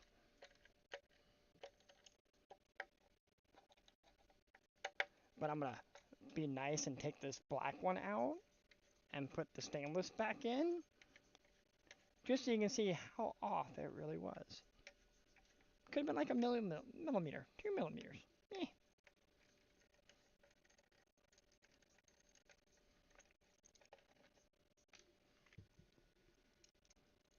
Because I'm on a top of a rib on this one, and I'm in a valley on the other one.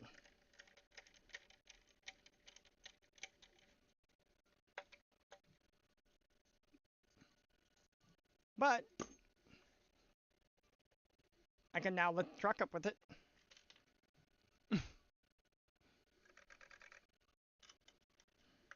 But if you look,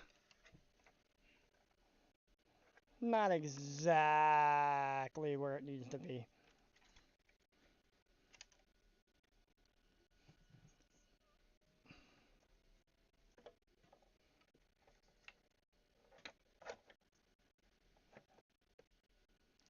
Okay, what is holding this?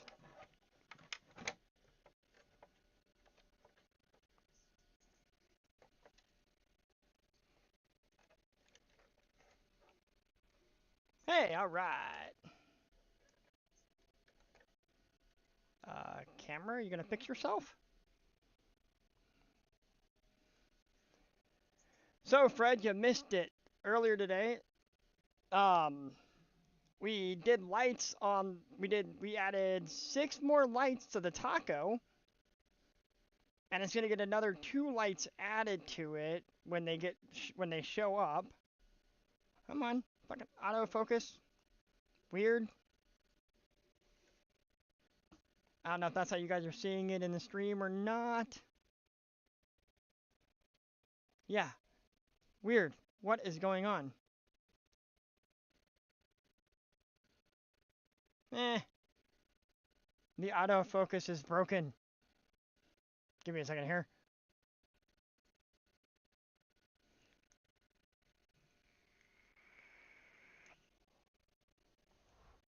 Actually, Eric, these are only in the stainless are only in here so you can see how off it was. I will have black oxide screws in there so you don't see them.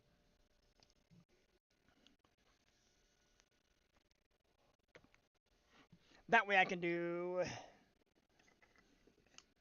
you know, you gotta have little scale accessories in the back, and that, maybe a fire extinguisher back there.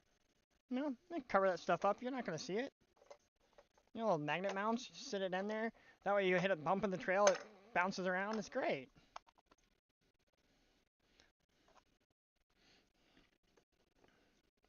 But yeah, I always do the inside of my beds black. That's for the K20, and then there's the Night Runner parts that I had to print. But how's Fred doing?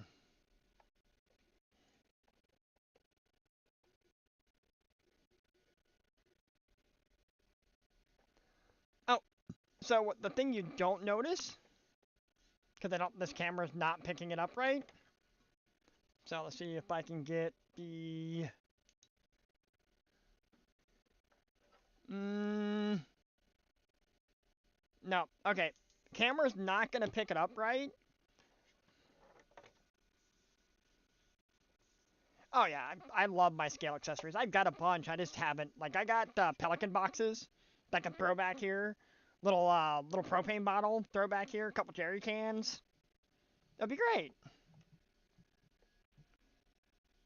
But you can't see. So remember how we did the practice on here of the UV resin last week on the hood?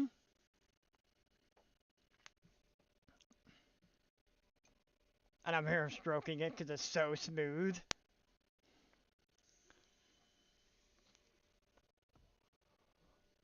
Guys, let's see if the mic will actually pick it up.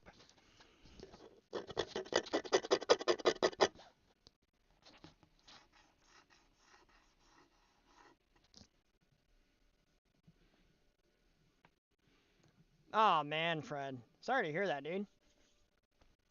But you heard the difference. Print lines? Smooth. So yeah. And the funny part is, so the truck, when I get done with the cab, there'll be a little I glue a little like hook. I have a little J hook that I 3D print, and it gets like, so you put the cab on like this, and it snaps in place. You get it down like that, and you go like that, and it snaps in, and then a magnet holds the front of the bumper on, or the front of the thing up.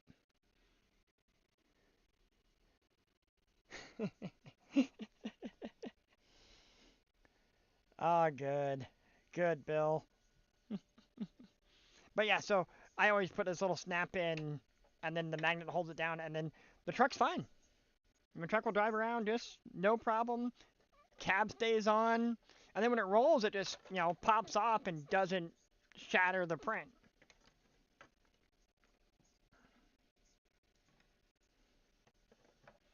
And the funny thing, this is the second time I've actually printed this body. I printed this last year for Beat the Creek. Um, and I printed the whole truck in one print. Literally, I did the cab and the bed in one print. That was my mistake. Even though my printer is big enough, I can do that. I had them both sitting like this in the printer on the printer orientation. So they're sitting like that. The bed's sitting like this. Let me get that set up there. So the bed's like that. The cab's like that in my printer on my print bed. It got about halfway through the fender, like the wheel well opening here, like right about here, and the print failed and turned to spaghetti. I guess when it was going over the bed, um, the it maybe like the way it was cooling, it had expanded, so the print head hit the bed and jumped, and when it did, is it jumped on the belt, so it's printing the rest of the bed like out here. So like the new top of the bed was like out here.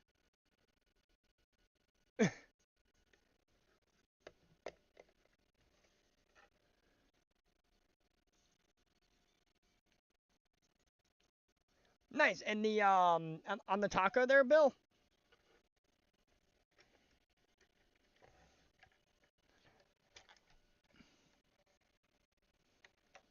So I ended up re-slicing it, thinking that I didn't know what layer line it effed up at.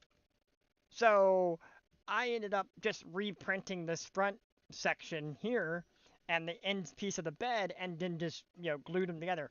So I was like 3 millimeters shorter on here and shorter on here.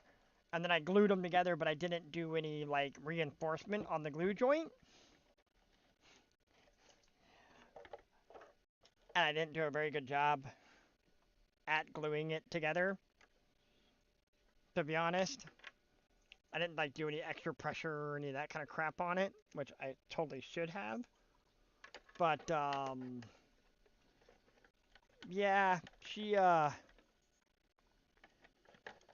I was just driving around like just the vendor area, and yeah, she I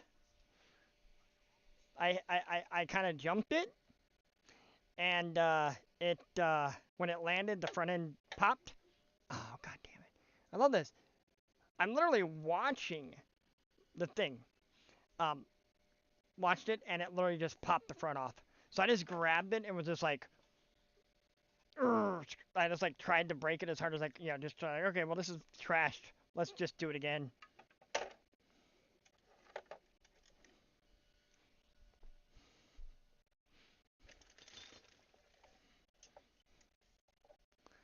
But I still need to do a little bit more standing on the hood.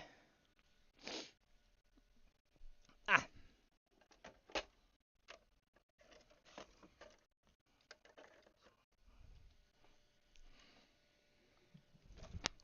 So, cage is mounted.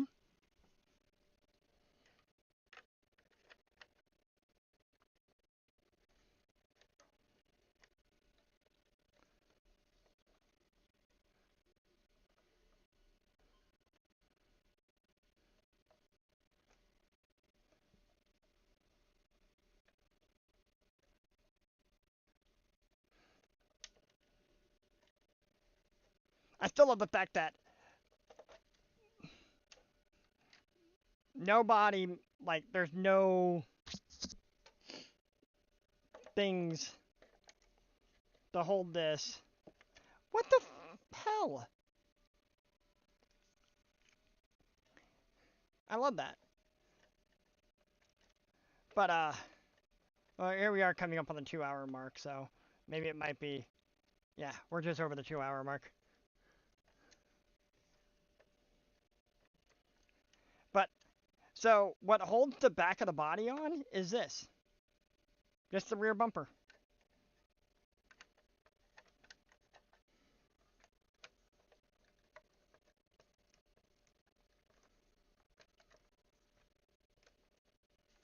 If I get it lined the heck back up.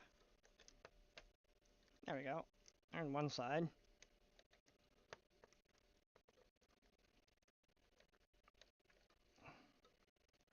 Oh, come on. Oh.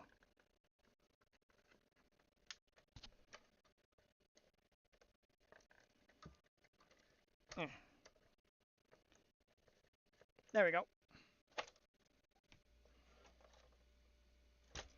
That's it. The only thing I'll hold that back in on. But since now I have the cage fixed to this thing, I now have to go back into this and add a little bit more material to the door latches. Or I might just put a magnet on there and just bink. Since I got little magnets. I might magnet mount it. But as for the front has two, well, these M3s that get threaded up, and that's what holds the front in. Because I have this extra bumper on the front of this thing. But I need to make, I need to 3D print some spacers though, to keep the, from overdoing this. Because if I over tighten the front end, see if the door does it. Boop. So this door just popped open.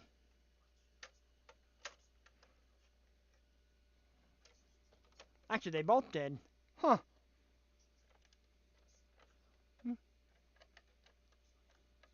So, I gotta put a spacer underneath there so it doesn't do that. But she's added a couple extra pounds to her, or, pound and a half, 2 pounds to the front end to the truck with the, solid metal axles that you saw me swap over that last in that other stream a couple weeks ago.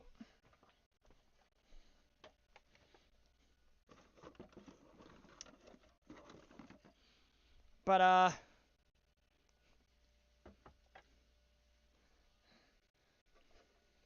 so more sanding was done on the Suburban. So you can see like most of the primer's gone on the roof, except for this one low spot right here for some odd reason. Yeah, for some reason every like right around my joints, the other print got a low spot every time. Yeah, it did it here. It did it here. But this is like a Z-axis walk, so like we're talking not much of a drop. But this right here is all filled with resin. So that UV resin in here to actually build this back up so it's smooth. It still has a couple little spots that I gotta hit, but I figure it's better than using Bondo to build this section up or modeling putty to fill that up. So I just said, screw it, I'll just use UV resin. I got a spot there, a couple spots here. Oh yeah, freaking 3-door Bill. Come on now. Yeah, the only proper, classic Suburban. And there's some resin here that I wanted to smooth out some layer lines that I just couldn't sand right. And I gotta redo the seam here because I got some resin here to reinforce this seam. And I got a little resin back here. But I'm actually gonna leave this resin wobbly here, like kind of like screwed up looking. Um, and I'm gonna like kind of like do like a patch, like a Bondo, not a Bondo, but like a primer patch right here. So like it hit a rock and got smashed up, and they just never bothered repainting the truck. So add a little detail there with some waves. I think that's gonna kind of be cool with the resin. But it Z walked. So one of the things about 3D printing that some people don't talk about is occasionally when your machine, if someone steps wrong, like I have a very my house vibrates. Oh, dude, Bill, like this, if I could find a K20 3-door Suburban, dude, I'd be in heaven. Especially with the 4-speed. That's my dream truck. And it's got to be a Suburban. It's got to be a GMC Suburban though, not the Chevy version.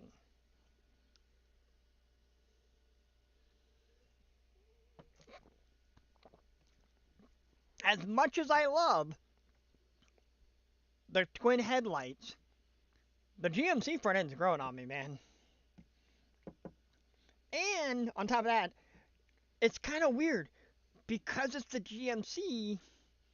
Not a lot of people want to get their hands on them. They want the Chevy version.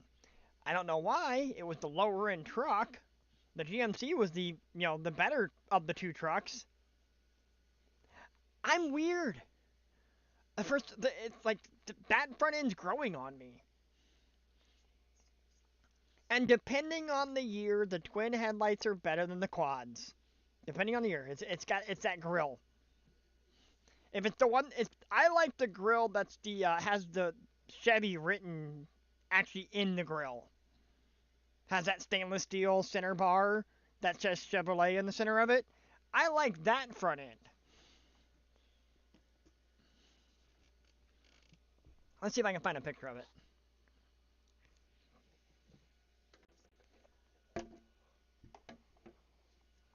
And there's the K20 sitting here.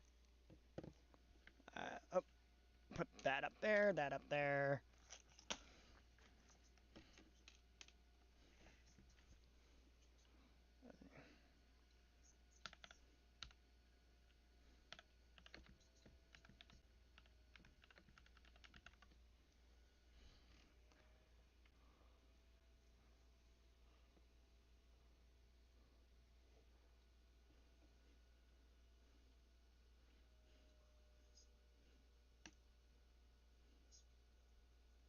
Do do do do do do do.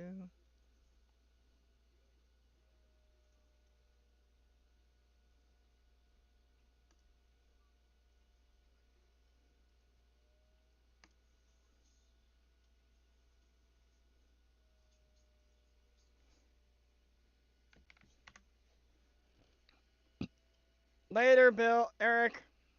Get you out, man. Oh yeah, that thing is freaking cool. Okay, that's pixel. That's not gonna be cool enough. Yeah, I like the front end that has the bar in the center of it.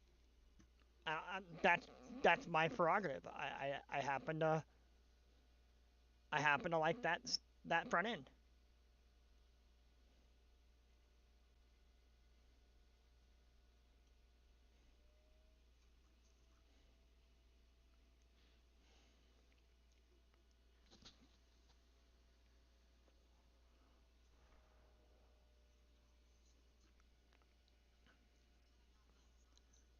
I'm still trying to find a good high res image that isn't like a little itty bitty thumbnail.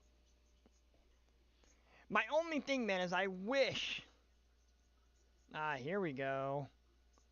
Copy im. Oh no. Copy image address. Um, I really wish. Come on.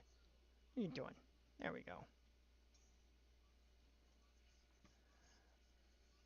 I really wish somebody would do this.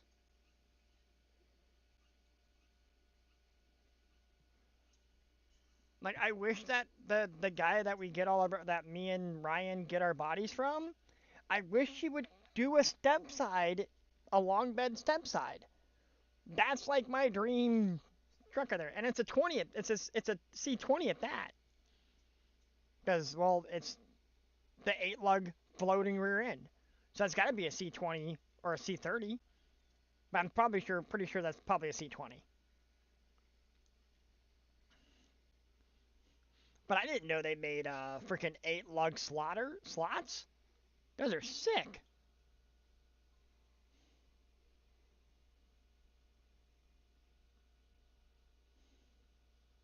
But I'm a sucker for the step sides. I don't know why.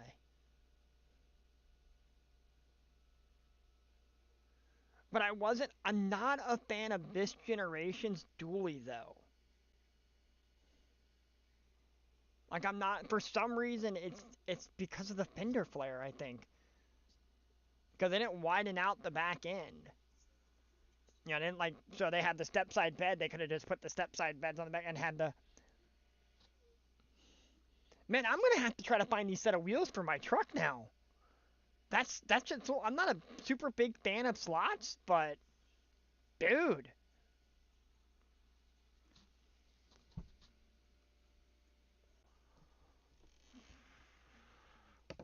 I'm looking through my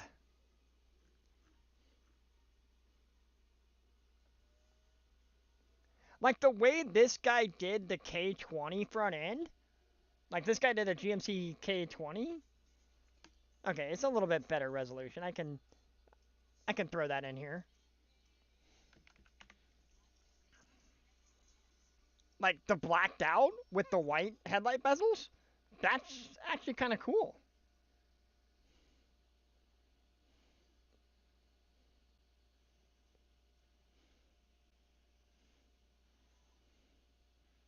I'm not gonna lie, that looks kind of cool.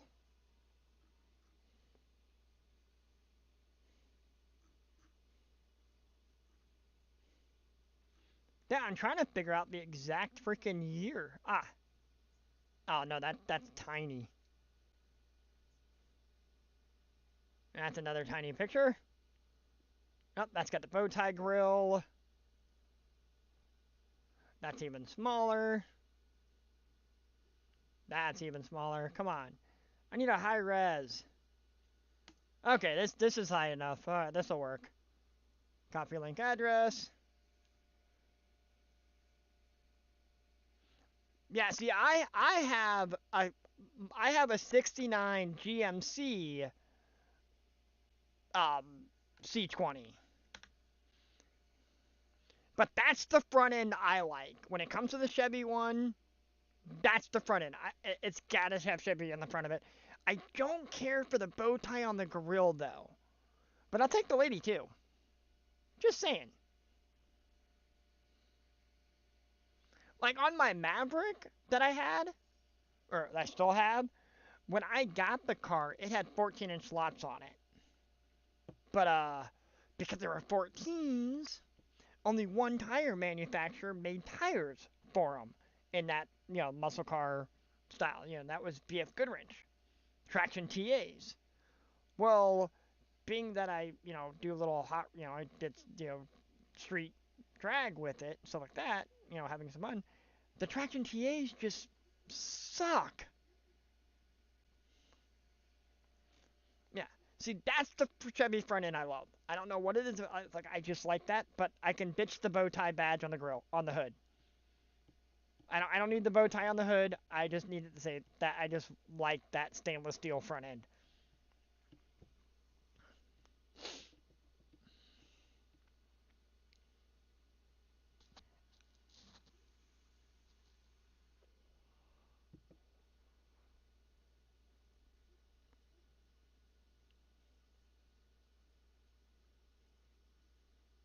Here we go.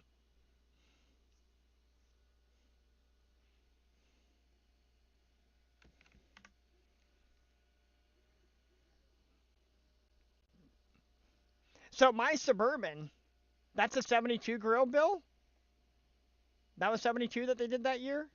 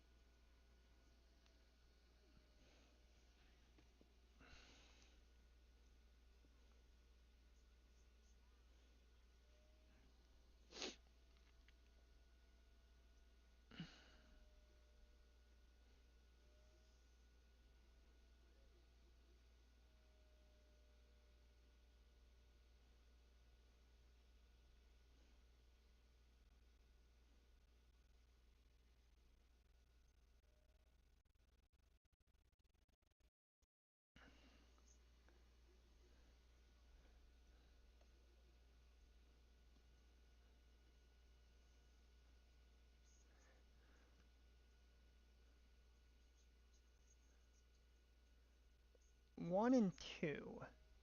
Okay, so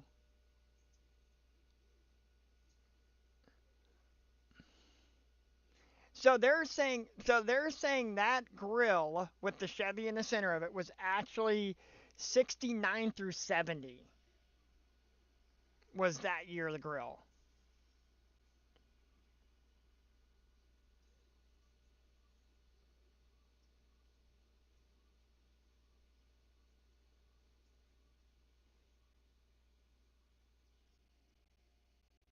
Yeah, that's 69 and 19 and 70.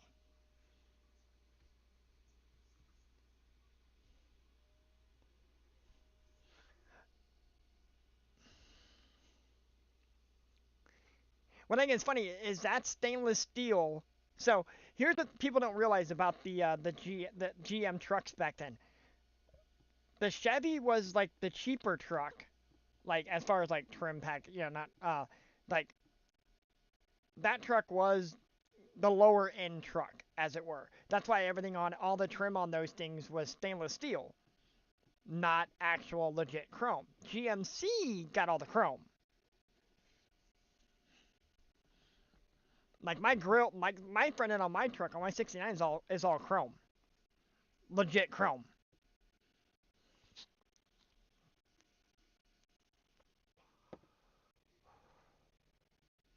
But yeah, that would be the front end I would convert my GMC to.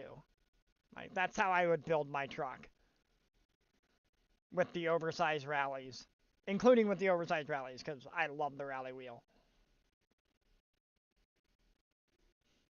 But that, oof.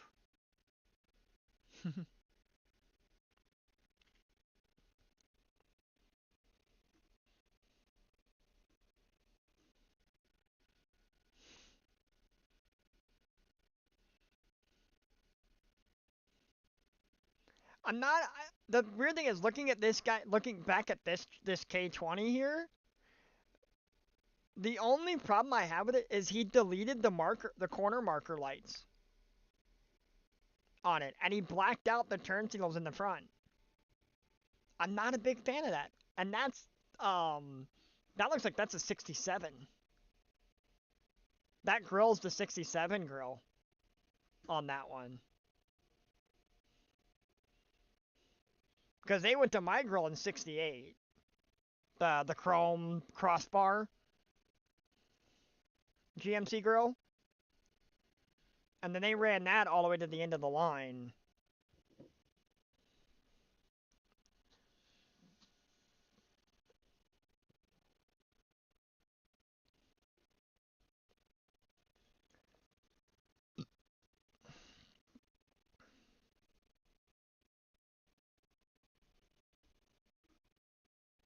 Let's see if I can find another, like, good looking.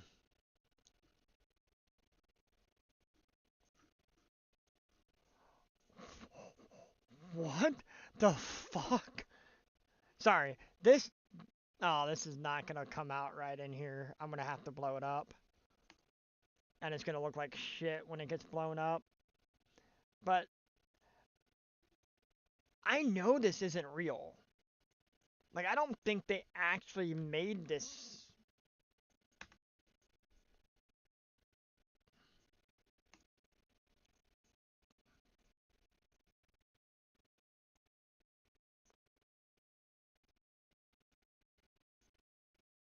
Like, I don't think they act.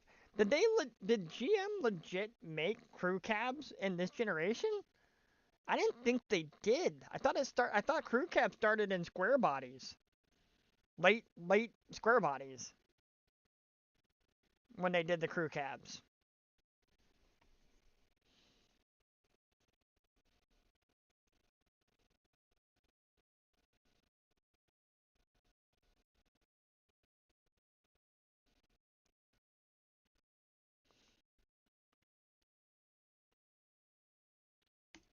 Oh wow, now this is a beauty. Since it's a C and not a K. Like I can dig this. That's good. What the hell?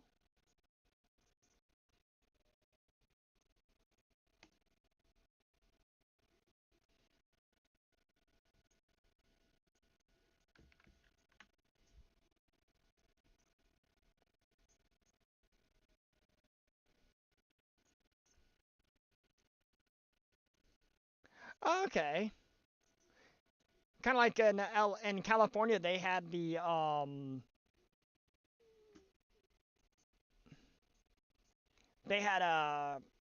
K30 three-door cop Suburbans.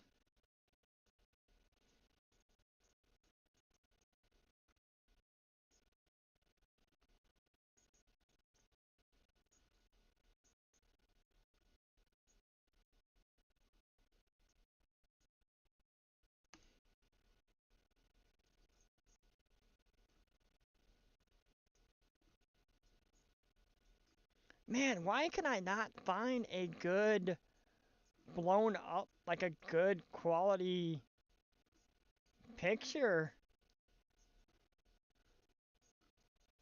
Dude, Four Wheeler Magazine did a picture of a 72 Suburban. I dig this. Granted that it's gonna be super fucked up looking, but let's see if I can actually go.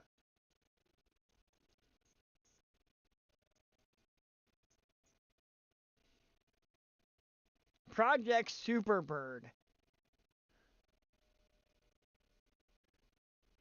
That's kind of cool. I might.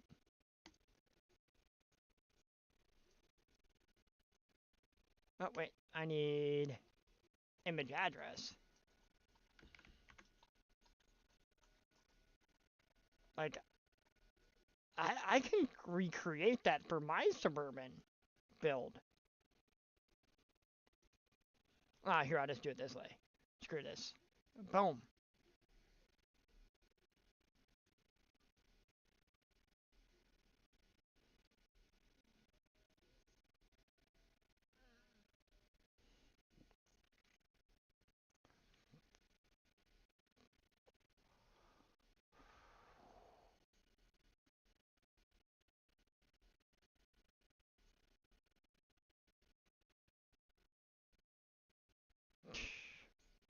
So I was just informed out in Colorado and the Denver area. I was informed earlier today that there's a guy that has a C2 Corvette, like garage kept. That sucks, Bill. That really does suck. Has a garage kept C2 Corvette. The guy only wants like $13,000 for it. For a supposedly a beautiful looking, all original C2.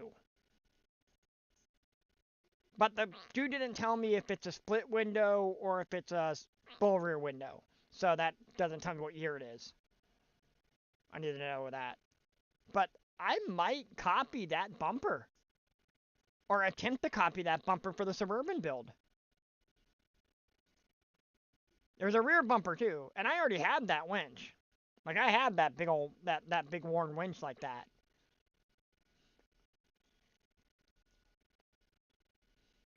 That might be something cool to do on my Suburban. Granted, I don't care for that. Part 1. Return to the article. Okay, let's see.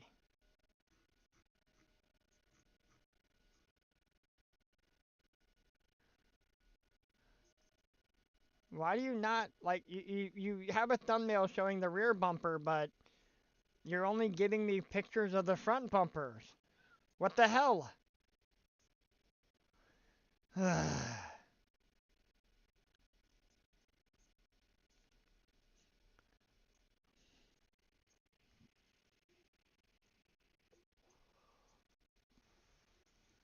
Yeah, only front bumper.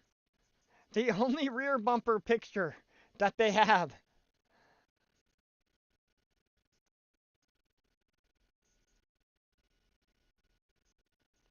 There we go. Yeah, I can totally do that rear bumper too. Holy crap, I might do that. Hey, I see some stuff that the Suburban's missing. You know, that rear door handle.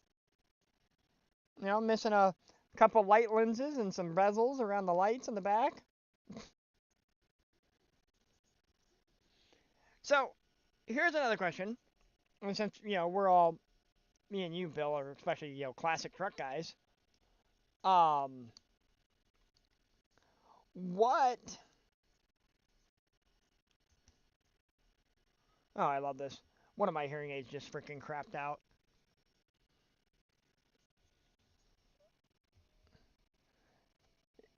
No, it has them. It just doesn't have the lenses on them, Bill.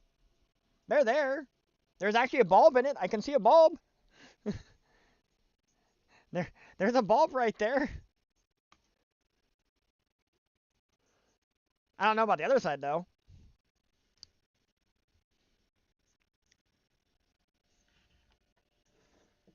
Oh, I hate this.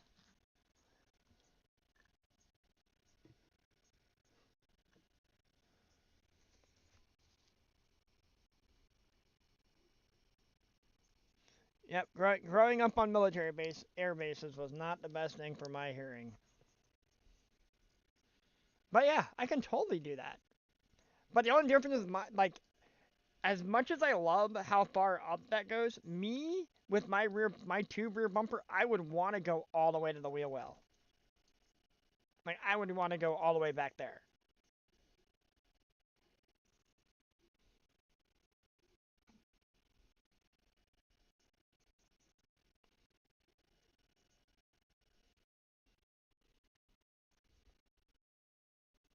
But I think that is cool. Like that's cool bumper.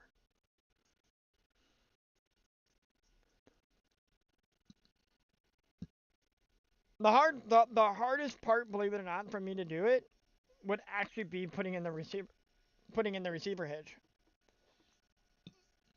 Because trying to find the metal we use for that is a pain in the ass.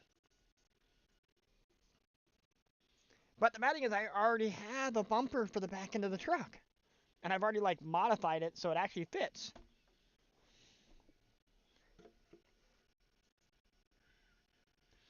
The thing is with the wheel package, the tire package that I have on the truck, I actually don't need to do any wheel well clearancing.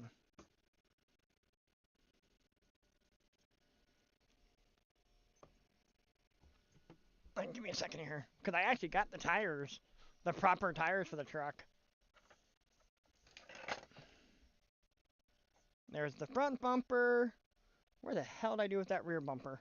Oh, there it is.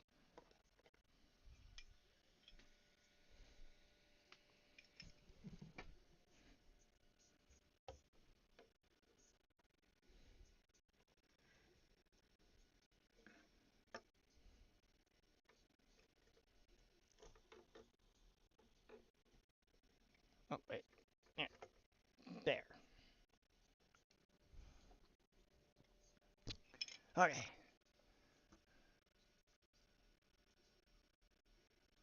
Boop, boop. All right.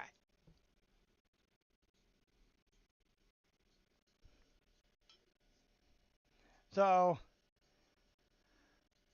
waste of money after thinking about this. I spent some money I didn't need to spend, actually. But, so, this is or what's left of the front bumper, the bumper for the RC four-wheel drive K5 Blazer or K10 pickup truck that they have. But this body has that point to it, so doesn't quite work. Granted, I was gonna modify it and modify this anyways. Heat it up, bend it, make it actually fit. But the rear bumper,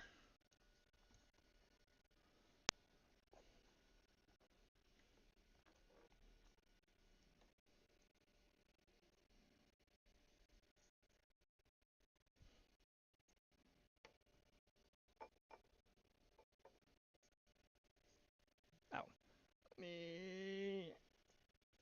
there.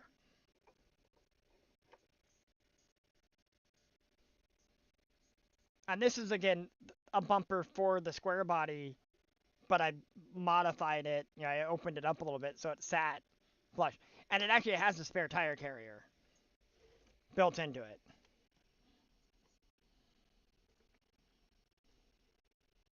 Okay. Now, the way this body sits on it, that right there will probably be right height on the suspension. Because I'm actually holding it by the frame rails and then the bottom of the body. So that's hopefully where I'm sitting it. And then, of course, the C-Max chassis with its super long rear drive shaft. But, yeah. And then if I look at the tires, perfect. No clearancing.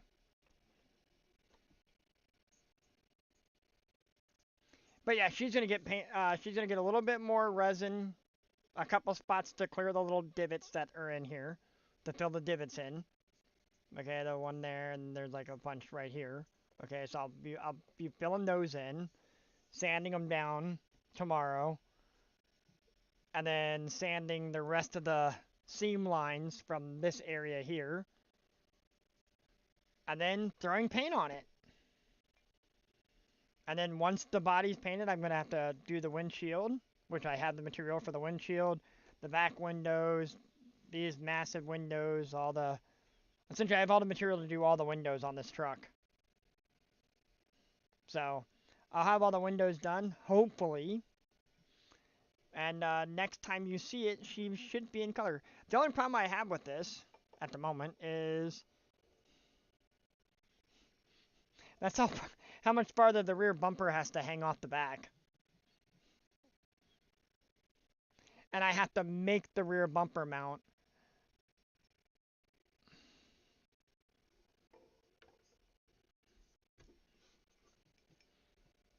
And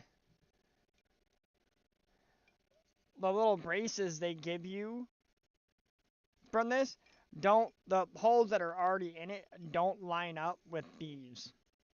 because I'd have to drill these out and tap them here. So, all right, later, Bill. But yeah, I got a couple of these rear bumpers because they were clearanced. So,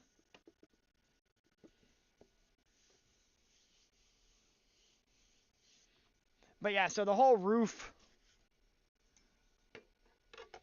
So essentially from the front of the A pillar here, down here somewhere, I don't know where I'm going to do the line yet. Up here is all going to be white. Whole top of the truck white.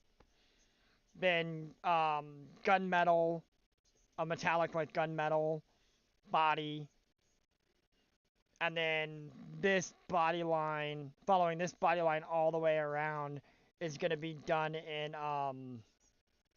flat black.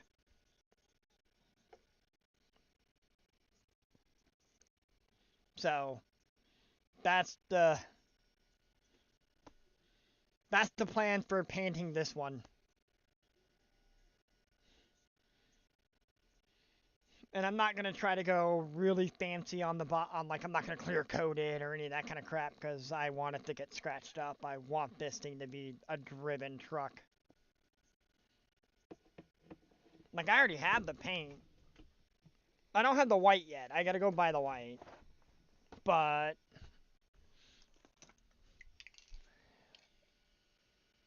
that's the silver the truck's gonna be. The primary color the truck's gonna be.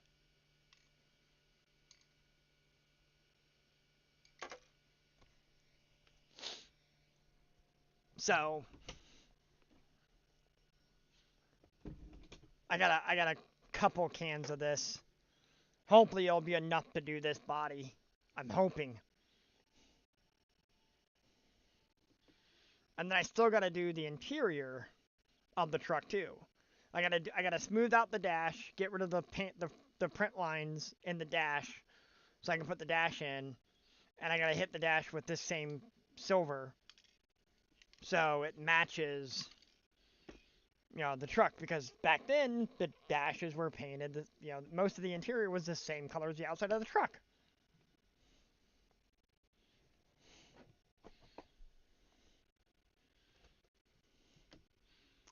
Damn right. So here's the funny thing, spread. So in the I'll say kind of early 2000s, I had an '87 Bronco 2 four-wheel drive, and oh yeah, I would take that thing out every weekend, off-roading, having fun with it, like a young man would do, young single man would do, and I would beat the snot out of that truck.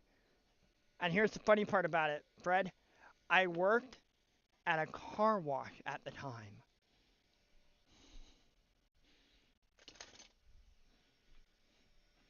Those crazy expensive like full service car washes where people actually wash your car for you and then detail it and stuff. Yeah, I was one of those guys. And here we have this Bronco always in the parking lot, this Bronco 2 covered in mud. And the funny thing is, if I washed the truck, it was a beautiful, beautiful, like that burgundy burnt or deep red that Ford had. And I only say beautiful because um the paint job was immaculate. Like if I had washed that truck, the paint job was beautiful. It was a repaint before I got it, so it looked good. But the really funny part was you open up the door and you get into the truck. The interior is always spotless. I'm talking about um always detailed, always clean, no traces of any mud, dirt, debris, no wrappers anywhere, no staining of the cup holder. Like inside of that truck was always beautiful. Outside, never gave a shit. Always filthy.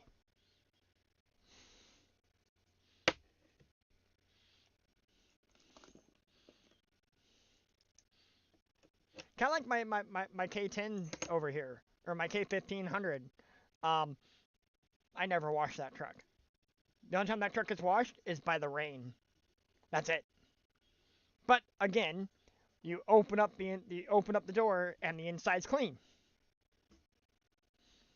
Well, not so clean right now because it's been sitting for the 5 years sitting over here in front of my house.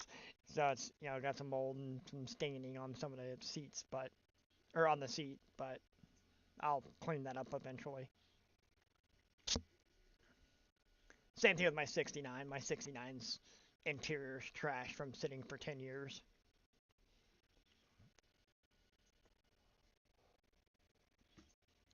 But yeah, she's running good. I gotta redo a couple wires from the mice chewing on them. They didn't chew any wires through though. I can go out to the truck right now and go fire it up after I hook the battery up to it. But these are the paints for the interior for the truck. Some regular Testors black. I think I got some steel. Some Tester steel. I think. I don't fucking remember now.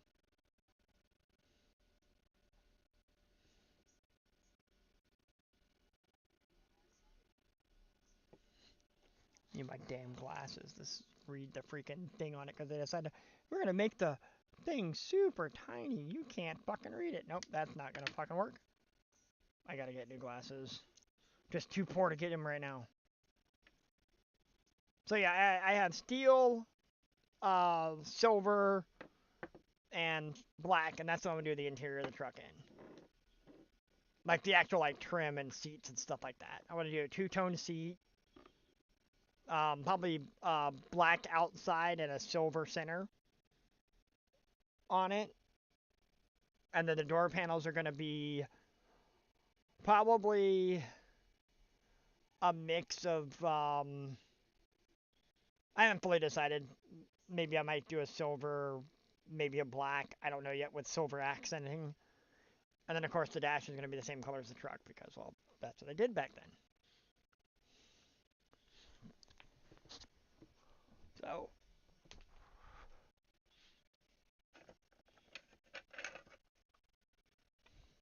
because I literally have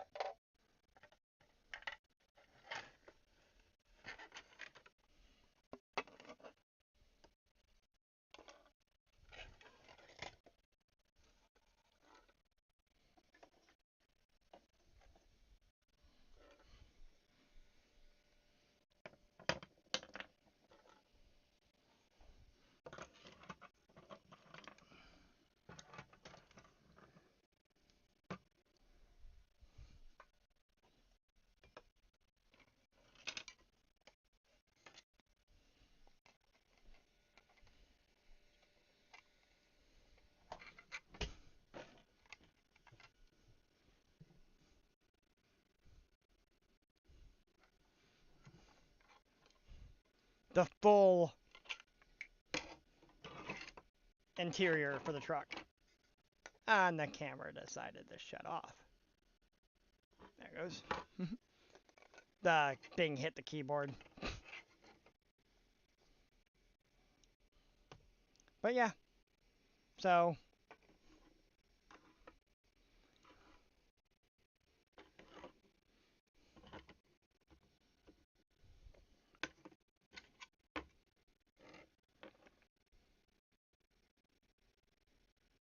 I gotta still clean this off so I can put that in its spot. Then we've got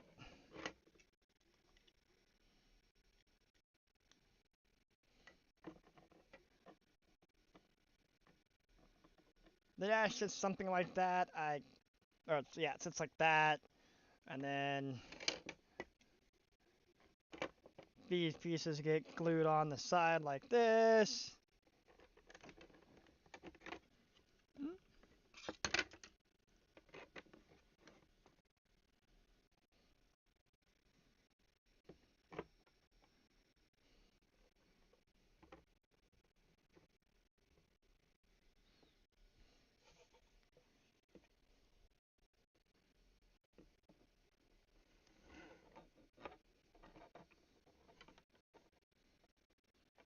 See, so it has the full interior.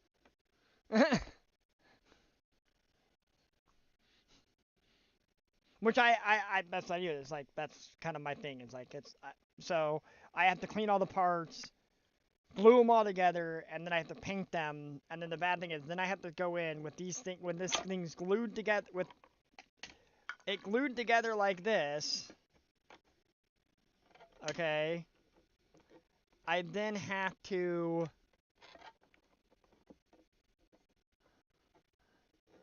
do all the detail painting with it. So I have to do all my, you know, door cards with them in like that. Like I won't be able to do them out here and then paint them and then glue them on because the glue doesn't stick to the paint.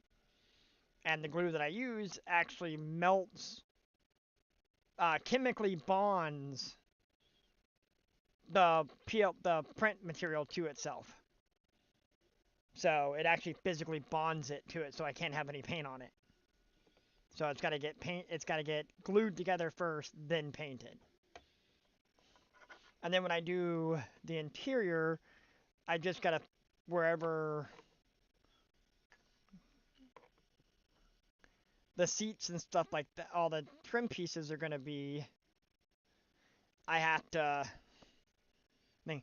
Oh yeah, and I already modified the steering wheel by taking off the the shifter. Like there was a shifter on here, and of course I snapped that off because I didn't want it on the truck. But I'm gonna put the four-wheel drive shifter, the transfer case shifter, and the 5-speed or the manual shift lever off it. So she'll sit like this.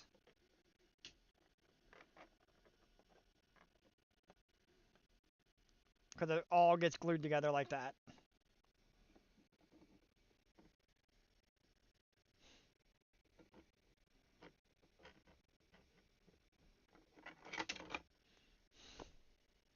So yay!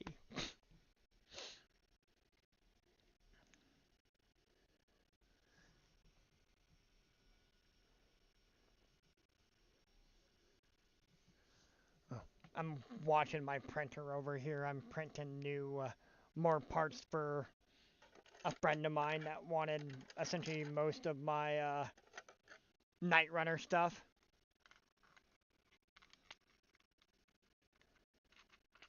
That's true. I could do that too. I almost thought about blocking this. So I gotta tape up the inside here of this, and then paint the outside of it the black, because that's what I'm gonna do. I'm gonna do black outside, and then silver in here.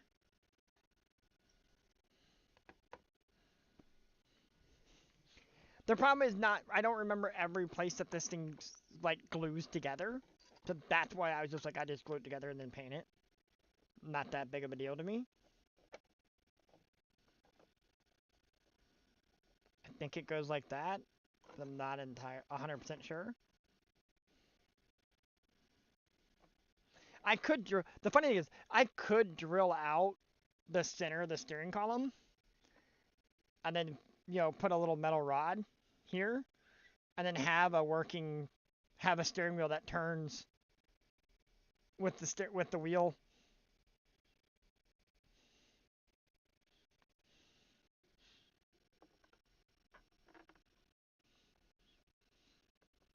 I think that'd be kind of funny.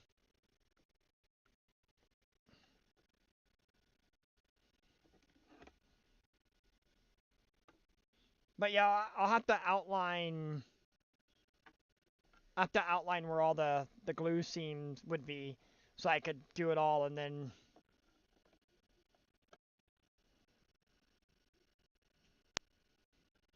But yeah, so I think this is gonna be a fun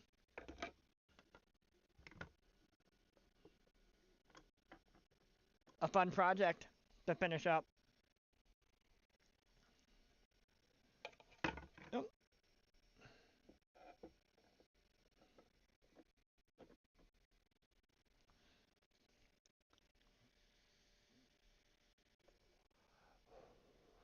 This one has to get painted whatever color the outside of the body is. So this has got to get sprayed in that silver. You know, because that's how they painted vehicles back then. They just get them in freaking paint, effectively. So.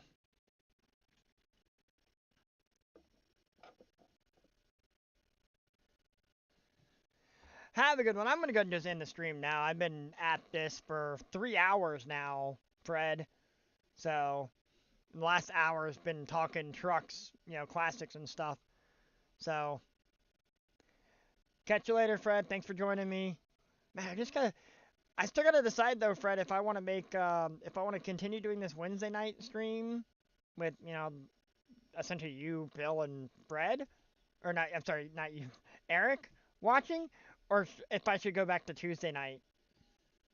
But anyways, have a good one, man. Thanks for sticking around and hanging out with me.